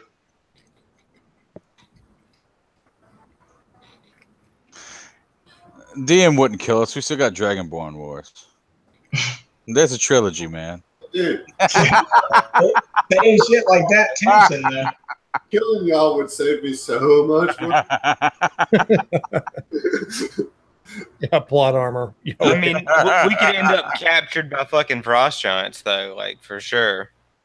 Then that's just another dope mission. escape from the frost giant ship without your armor. Yeah, man, you can just slither, you know? Oh, let them try to take your armor off, Cat. Yeah, they ain't taking my armor off. That's not happening. All of a sudden, what if I just drop down in the ship and let go? I mean, Like completely let go. Completely let go. Just drop me down by my damn self and let go. You would just become the new fucking Jarl, and you would just take that shit. no, dude, not even. What if we drop you off? What if you jump over the side and just say "fuck it all"? Just surrender control on the way down. What would Adam do? Now look at Adam pacing now, dude. Oh man. But I mean, our ship is definitely directly above theirs, considering the bombs we were dropping. Yeah. You know? I love it. I love it.